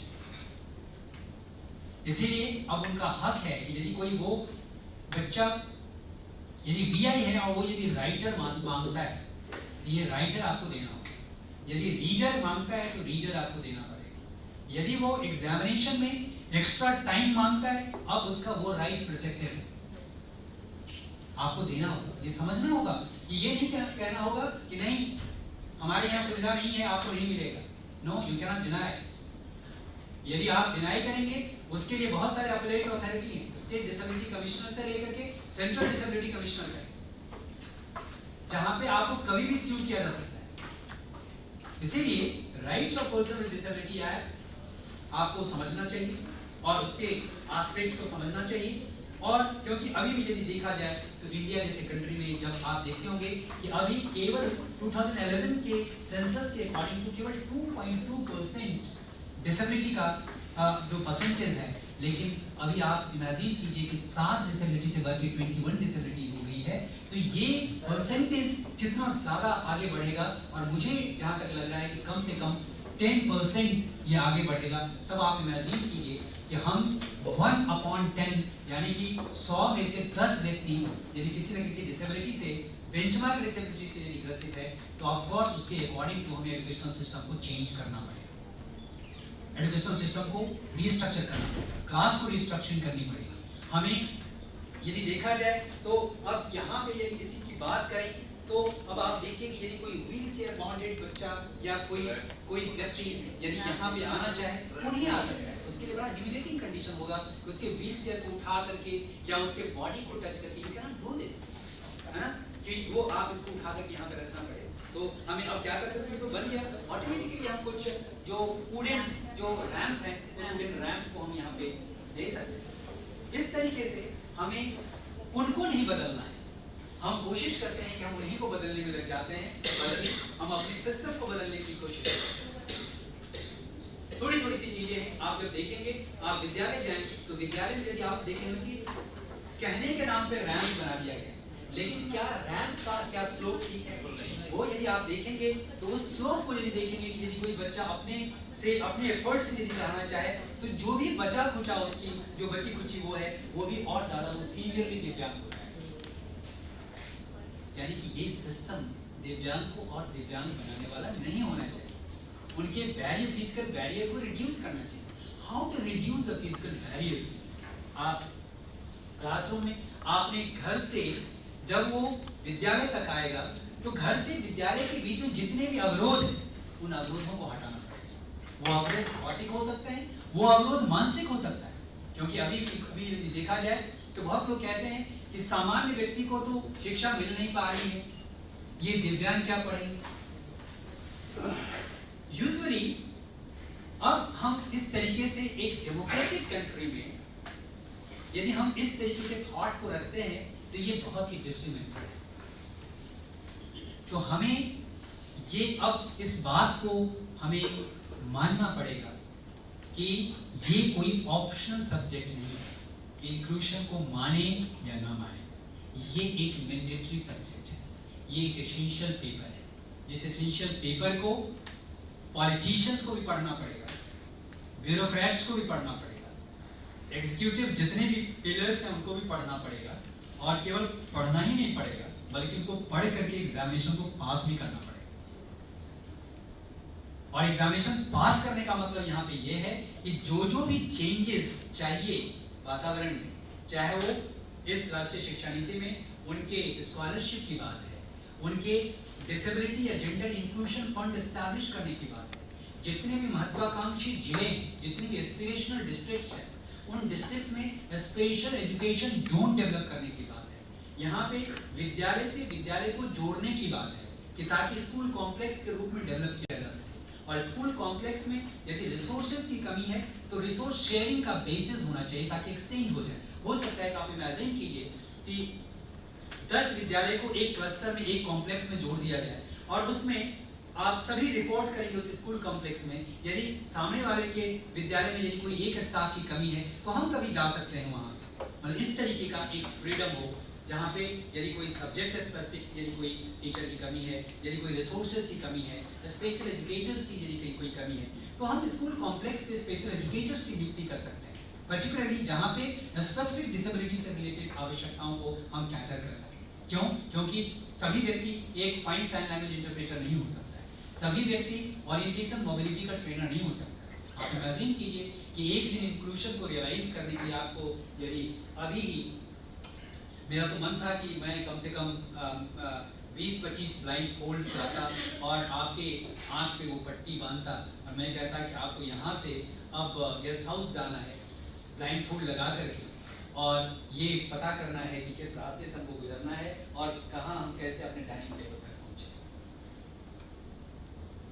Then you can only realize कि एक सामान्य सी बात है कि अपने कक्ष से हॉस्टल के मेस में जाना और खाना उनके लिए कितने संघर्ष में खाना। तो जब तक हम उस चश्मे से डिसेबिलिटी को नहीं देखेंगे, जब तक हम उस सेंसिटिविटी के साथ नहीं देखेंगे, तब तक हमें ये सब चीज का एहसास नहीं होगा। तब तक हमें लगेगा कि ये कर लेंगे, कोई बात नहीं, ये कर लेंगे, छोड़ दीजिए, वो कर लेंगे। नहीं, वो तो कर ही लेंगे क्योंकि उनके जीवन का सवाल है। हम क्या करें और हम क्या कर रहे हैं, ये ज्यादा इंपॉर्टेंट है। तो इस तरीके से चाहे वो फिजिकल बैरियर्स को रिमूव करने की बात हो, चाहे करिकुलम को एडेप्टेशन की बात हो, कि हम देखें कि क्या कोई ऐसा सब्जेक्ट है जिस सब्जेक्ट के बदले उनको दूसरा सब्जेक्ट पढ़ाया जा सकता है, क्या कोई भाषा की प्रतिबद्धता है कि क्या जैसे हियरिंग इम्पेयर्ड बच्चे हैं तो उनको एक से अधिक भाषा सीखने में यदि कोई प्रॉब्लम है तो उस भाषा के स्थान पे हम कोई दूसरा सब्जेक्ट उसको इंट्रोड्यूस करने दें चॉइस बेस्ड क्रेडिट सिस्टम के आधार पे। हम उनको एग्जामिनेशन में किस तरीके से फ्लेक्सिबिलिटी दें, असाइनमेंट में हम किस तरीके से मॉडिफाइड असाइनमेंट दें, हम स्पोर्ट्स एंड जो उनके जो लेजर पीरियड में जो एंटरटेनमेंट जो उनके लिए बहुत एसेंशियल है उनको किस तरीके से रीडिजाइन करें, किस तरीके से इनका ये बनाएं, हम किस तरीके से उनको एक को करिकुलर एक्टिविटीज और करिकुलर एक्टिविटीज में किस तरीके से शामिल करें, उनका एक टाइम टेबल को एडजस्ट करना, टाइम टेबल को नए सिरे से सोचना कि किस सब्जेक्ट को कब और कैसे रखा जाना चाहिए, उनके सीटिंग अरेंजमेंट की व्यवस्था कैसे होनी चाहिए, उनके वॉशरूम की व्यवस्था कैसे होनी चाहिए, उनके जितने भी इस तरीके के एस्पेक्ट्स हैं। तो जब आप इन सारी चीजों को आप चेंज कर देते हैं तो आप कहते हैं कि ये इंक्लूसिव सेटअप है। और यदि आप ये सारी व्यवस्था को यथानुकूल रखते हैं, यथावत रखते हैं और आप कह देते हैं कि तुम आओ, पढ़ना है तो इसी में पढ़ो और नहीं पढ़ना है तो फिर तुम अपने घर जाओ, यानी कि आप बुला तो लेते हैं, तो ये केवल एक इंटीग्रेशन है। केवल ये फिजिकल इंटीग्रेशन कि आपने उसको थोड़ा बहुत बदल दिया और एक किसी फिजिकल लोकेशन में आपने उसको स्टैब्लिश किया। और फिर आपने इससे तीसरी व्यवस्था क्या है कि आपने कहा कि नहीं यहाँ पे अब इसकी गुंजाइश नहीं है, इसीलिए उसको कहीं किसी स्पेशल सेटअप में भेज दीजिए। स्पेशल सेटअप आप मान के चलिए कि उसके लिए हमेशा कस्टोडियल होता है, क्योंकि उसे भी शौक होता है कि हमारे पास भी डाइवर्सिफाइड एक ग्रुप ऑफ फ्रेंड्स, वो भी आपसे बात करना चाहते हैं, वो भी आपसे घुलना मिलना चाहते हैं, क्योंकि उनको पता है कि जब वो नौकरी करेंगे तो आप ही के बीच आकर के नौकरी करेंगे। वो शादी विवाह करेंगे तो सोसाइटी में ही आकर के उनका शादी विवाह, उनका फैमिली, उनका पूरा सेटअप यही होगा। लेकिन हम क्लास 1 से लेकर के जस्ट यू इमेजिन क्लास 1 से लेकर के क्लास 12 तक यानी 18 ईयर्स तक जब तक कॉग्निटिव प्लास्टिसिटी रहती है तब तक हमने उनको अलग करके रखा है। और जब 18 ईयर्स के बाद जब हमारा एक आइडियोलॉजिकल फॉर्मेशन हो जाता है, हमारा एक आइडिया जब रिजिडली फॉर्म हो जाता है, तब जाकर के उस सेग्रीगेटिव सिस्टम से ले आकर के हम यूनिवर्सिटी सिस्टम में जब उसको लाते हैं तो उसका बिल्कुल एंटायरली आपके प्रति जो विश्वास है वो विश्वास खो चुका होता है। उसको लगता है कि जितने भी सारे लोग हैं ये सारे के सारे हमारे दुश्मन हैं, सारे के सारे लोग हमें केवल डिसीट करेंगे, ये सारे के सारे लोग हमेशा केवल हमें ठगने के लिए बने। आप जब उनसे बात करें तो आपको हमेशा वो बात ही करेंगे एक निगेशन से स्टार्ट होता है। और उसके जिम्मेदार कौन है? उनके जिम्मेदार हम सभी हैं, क्योंकि हम सभी ने एजुकेशनल सिस्टम को किसी इस तरीके से रिस्ट्रक्चर कर दिया कि हमने एक सेग्रीगेटेड मॉडल बनाया। तो सेग्रीगेशन से इंटीग्रेशन से इंक्लूजन का जो सफर है, ये सफर बहुत चैलेंजिंग सफर है और आगे आने वाले दिनों में आप इसको रोक नहीं सकते। इसीलिए समय रहते हमें इस पे रिसर्च भी करने की जरूरत है, हमें एक ओरिएंट होने की जरूरत है, हमें अपने आप को सेंसिटाइज करने की जरूरत है। हमें बेसिक कम से कम इतनी समझ तो होनी चाहिए कि ऑटिज्म बच्चे कैसे होते हैं, ऑटिस्टिक बच्चे कैसे होते हैं, इतनी समझ तो होनी चाहिए। लर्निंग डिसेबिलिटी का बिहेवियरल मैनिफेस्टेशन कैसा होता है, कम से कम इतना तो पता होना चाहिए।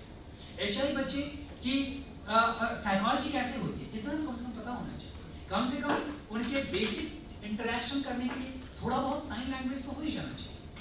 कम से कम यदि हम थोड़ा बहुत भी 21 डिसेबिलिटीज के बारे में यदि हम जानेंगे तो एक सिकल सेल एनीमिया, एक हेमोफीलिया, एक एसिड अटैक विक्टिम जो है, ड्वार्फिज्म जो है, हम इन सब को समझ करके कम से कम हम उनको किस तरीके से उनके जो डिस्टॉर्टेड जो इमेज है उनको किस तरीके से हम बूस्ट कर सकते हैं। आप इमेजिन कीजिए कि जो ड्वार्फ बच्चा है वो ऐसे ही बुलिंग का शिकार होता है, ऐसे ही उसका जो सेल्फ स्टीम है वो काफी लो हो चुका होता है और जब वो ग्रुप में आना नहीं चाहता, लेकिन आप किस तरीके से उसको मॉनिटर, किस तरीके से उसके सेल्फ इमेज को किस तरीके से बूस्ट कर सकते हैं, आप उनको किस तरीके से रिस्पॉन्सिबिलिटी दे सकते हैं। वो इसलिए नहीं क्योंकि वो ड्वार्फ है, इसलिए नहीं कि उसके हाइट छोटे हैं और आप ये कह रहे हैं तुम साइड हटो, तुमसे ये नहीं होगा। कभी कभी हम ऐसा भी करते हैं कि लड़कियों को कहते हैं कि नहीं ये बेंच तुमसे नहीं हटे उठेगा, एक किसी लड़के को बोला, उसको लगता है कि मैं उठा सकती हूँ, मुझे क्यों नहीं कहा जा रहा।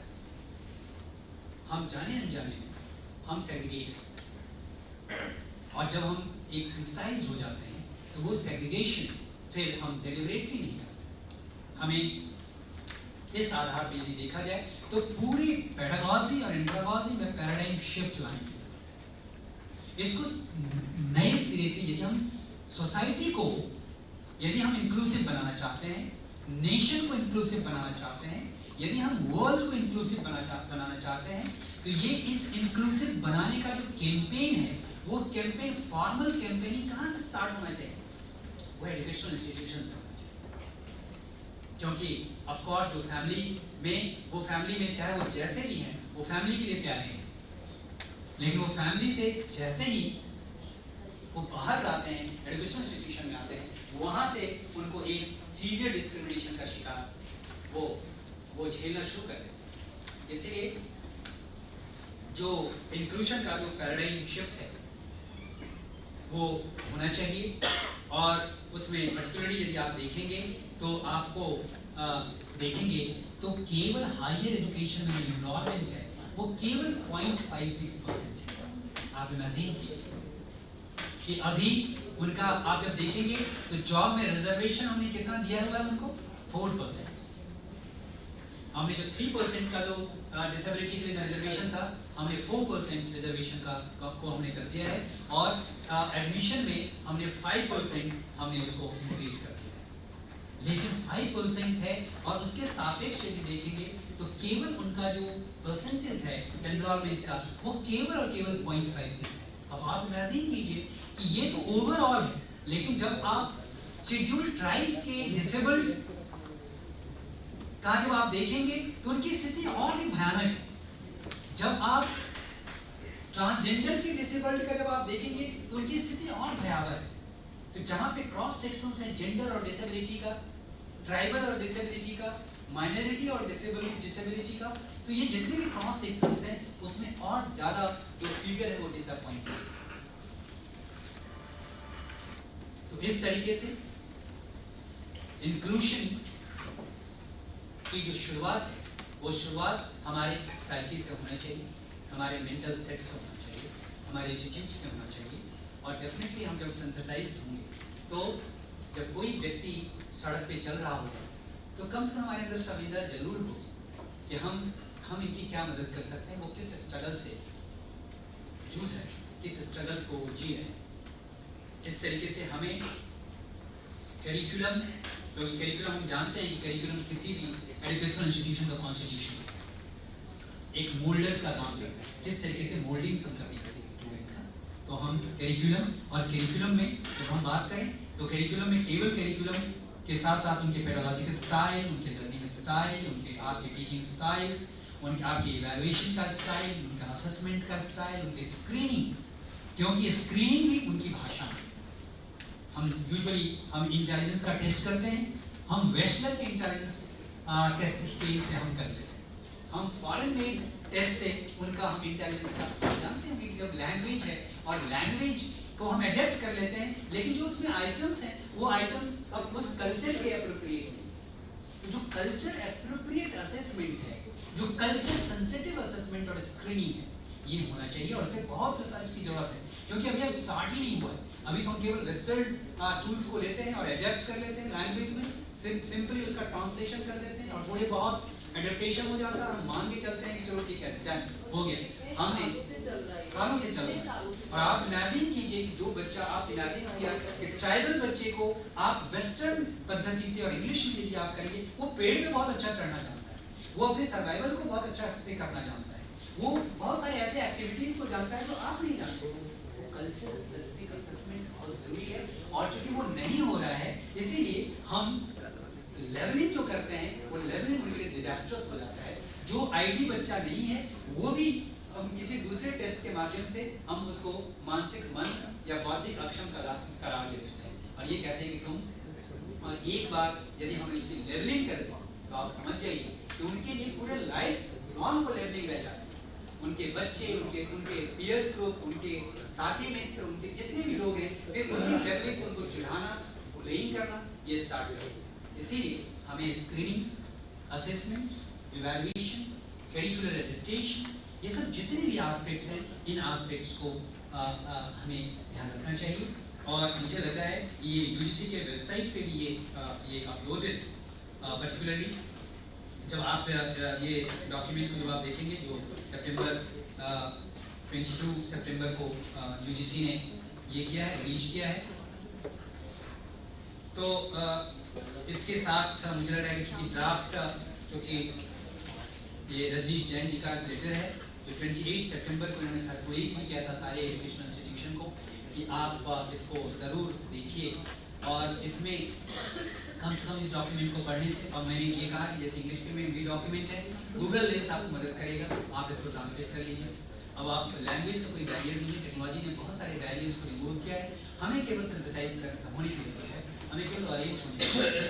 और साथ ही साथ आप बच्चों को भी प्रेरित कीजिए, जहाँ पे इस तरीके से जो टेक्नोलॉजिकल जो टूल्स हैं, उस टूल्स के माध्यम से जो उनके लिए जो बैरियर्स क्रिएट हो रहे हैं, उन बैरियर को विदाउट एनी कॉस्ट हम उसको रिजॉल्व कर सकते हैं। तो इस तरीके से क्लास रूम में थोड़ा सा कोई भी डिसेबल्ड है तो आप इंटरनेशनल डिसेबिलिटी डे सेलिब्रेट करने का, उनको खास करके उनके लिए कोई स्पेशल डे सेलिब्रेट करने का, एक दिन के लिए उनको मॉनिटर बनाने का, एक दिन के लिए उनको मीन्स क्या है, उनको एनी हाउ मेन स्ट्रीम करने की, और उनको ट्रस्ट दिलाने की जरूरत है कि you are also the part and parcel of this classroom, you are the integral part of the classroom. तो इस तरीके से मुझे लग रहा है कि तब आप एक समावेशी शिक्षा के माध्यम से आप समावेशी समाज और समावेशी समाज के माध्यम से समावेशी राष्ट्र और समावेशी राष्ट्र के माध्यम से समावेशी वैश्विक संकल्पना को आप जी पाएंगे। तब जाकर के मुझे लग रहा है कि एक बेहतर और एक सुसभ्य सुसंस्कृत समाज का जो एक यदि देखा जाए कि वर्ल्ड में यदि किसी को डिफाइन करना हो तो समावेशन ही है, कि जिसमें समावेशन में अपने आप सब कुछ इम्बाइब्ड, सब कुछ इसमें इनकॉर्पोरेटेड है। मुझे लग रहा है कि आपकी यदि कोई भी उत्सुकता हो, कोई भी क्यूरियोसिटी हो, तो definitely I would be very happy to answer the basically any concern. Please. Still now, if you see the good universities, central universities, state universities, their web pages also not supporting to get the information for the impaired child. Yes. It's Even not the terminology is also still maintaining the old one, which Yes. is very ridiculous. So this is what I mean, irrespective of whether they are the central universities, they are the international universities, they are basically the question arises from your psyche and mindset basically. Because if you would be not updated by the latest terminology, because it's a question of sensitivity. So if you would be not sensitized regarding all the act, all the ordinances, all the statute, all the convention, then definitely you would be not able to justify the Entire universities of entire university. So still, we are struggling for. Even in our university, suppose I belong to the Department of Education and I am a Dean of Faculty of Special Education, so they people better know about disability.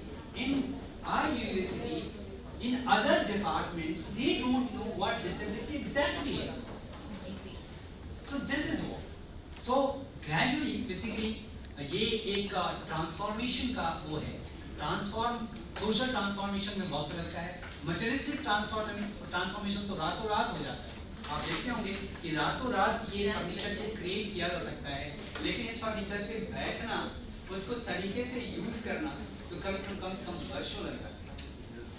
Bharat स्वच्छता अभियान में मुझे लग रहा है कि रातों रात टॉयलेट को बनाया जा सकता है, लेकिन टॉयलेट को यूज करना इसमें वर्षों लग जाए। इसीलिए मटीरियल कल्चर और नॉन मटीरियल कल्चर हमेशा उसका पेस बहुत फास्ट होता है, नॉन मटीरियल कल्चर का पेस हमेशा स्लो होता है, जिसको कल्चर लैग कहते हैं। ये सांस्कृतिक विलंबन है, ये होता है, लेकिन gradually we have to overcome. Thank you sir. एक तो सवाल है सर, हेल्प चाहिए, थोड़ा सवाल ये एक तो जो हेल्थ मिल सकता है, जो बच्चों के पेरेंट्स आते हैं बात करते हैं, तो मैं अच्छे तरह से बताता हूँ कि एज ए ब्रॉड वे में, जैसे कोई डिस्ट्रिक्ट लेवल या स्टेट लेवल या सेंट्रल स्टेट लेवल से कि उसको मतलब जो फीस होते हैं या जो भी उनको कहाँ से वो अच्छा एक कोई खास ये नहीं कि जनरल है तो उसको नहीं मिलता होगा या केवल डिसेबल, हाँ वो केवल डिसेबल है, तो ऐसे कौन से सर डिपार्टमेंट है जहाँ वो अप्रोच करे और उन बच्चों को से मदद मिले, और कुछ ऐसे बच्चे हैं जो कौन सी टेक्नोलॉजी है जो फ्री ऑफ कॉस्ट उसको मिल सके, और तो मैं उनको सर मुझे लग रहा है कि एक मेल आप लिख दीजिए, मैं उस मेल पे शेयर कर दूँगा पर्टिकुलरली सारी इन्फॉर्मेशन, क्योंकि बहुत सारे एनजीओज हैं जो इस एरिया में वर्क कर रहे हैं, जो पर्टिकुलरली उनको स्कॉलरशिप भी देते हैं, उनको बहुत सारी इक्विपमेंट्स भी वहाँ पे देते हैं। तो आपको पता होना चाहिए, खास करके स्टेट लेवल पे भी बहुत सारे जैसे department for the empowerment of person with disability, दिव्यांग सशक्तिकरण विभाग है, दिव्यांग सशक्तिकरण विभाग वहाँ के दिव्यांगजन अधिकारी हर एक डिस्ट्रिक्ट में होते हैं, उनसे आप कॉन्टैक्ट करके उनके लिए जो भी, चाहे उनके स्कॉलरशिप हो, चाहे उनके पोशाक, चाहे उनका जो टेक्स्ट बुक, चाहे उनके फ्री शिप जितने भी हैं, बहुत सारे एनजीओ ऐसे हैं जो स्कॉलरशिप, उनको स्टेशनरी के लिए, उनके लिए लैपटॉप्स के लिए, बहुत सारी चीज़ें, बहुत सारे लोग ये हो रहा है क्या कि केवल आपको ये कैटेगरिकली जानना होगा कि किस दिव्यांगता के लिए कहाँ हमें अप्रोच करना है। बस ये चीज़ आपको यदि हो जाएगा तो डेफिनेटली जैसे कोई वीआई है, वीआई के लिए आप जैसे निशातगंज में आप यदि ये कहेंगे तो आपको कोई भी टेक्स्ट को, जैसे हमारे यहाँ ही यदि आप कोई टेक्स्ट भेज देंगे तो वहाँ पे ब्रेल प्रेस में वो आपको वो पूरे टेक्स्ट को कन्वर्ट कर देंगे, आप उनको ब्रेल स्क्रिप्ट में दे सकते हैं। जैसे निशातगंज में आप वहाँ दे सकते हैं, राजकीय ब्रेल प्रेस है, वहाँ पे यदि आप अप्रोच करेंगे तो वो आपको मोड है। NIBH है देहरादून, मैं झारखंड से हूँ, रांची से, यस, और मैं नेशनल स्कूल ऑफ ड्रामा से पासआउट हूँ। तो ऐसे बच्चों के साथ हमारा इंटरेक्शन होते रहता है।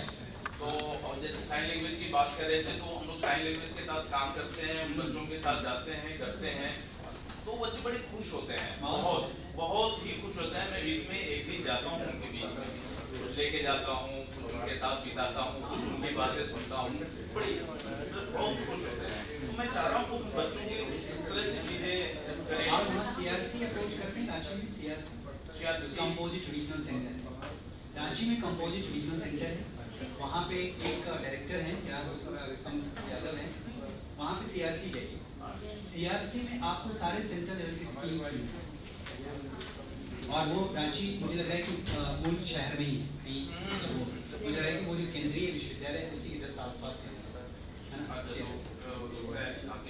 हाँ यस, तो आप CRC अप्रोच कीजिए, और भी मैं उस मेल पे मैं आपको नहीं, मैं नहीं, आप RRC बात करके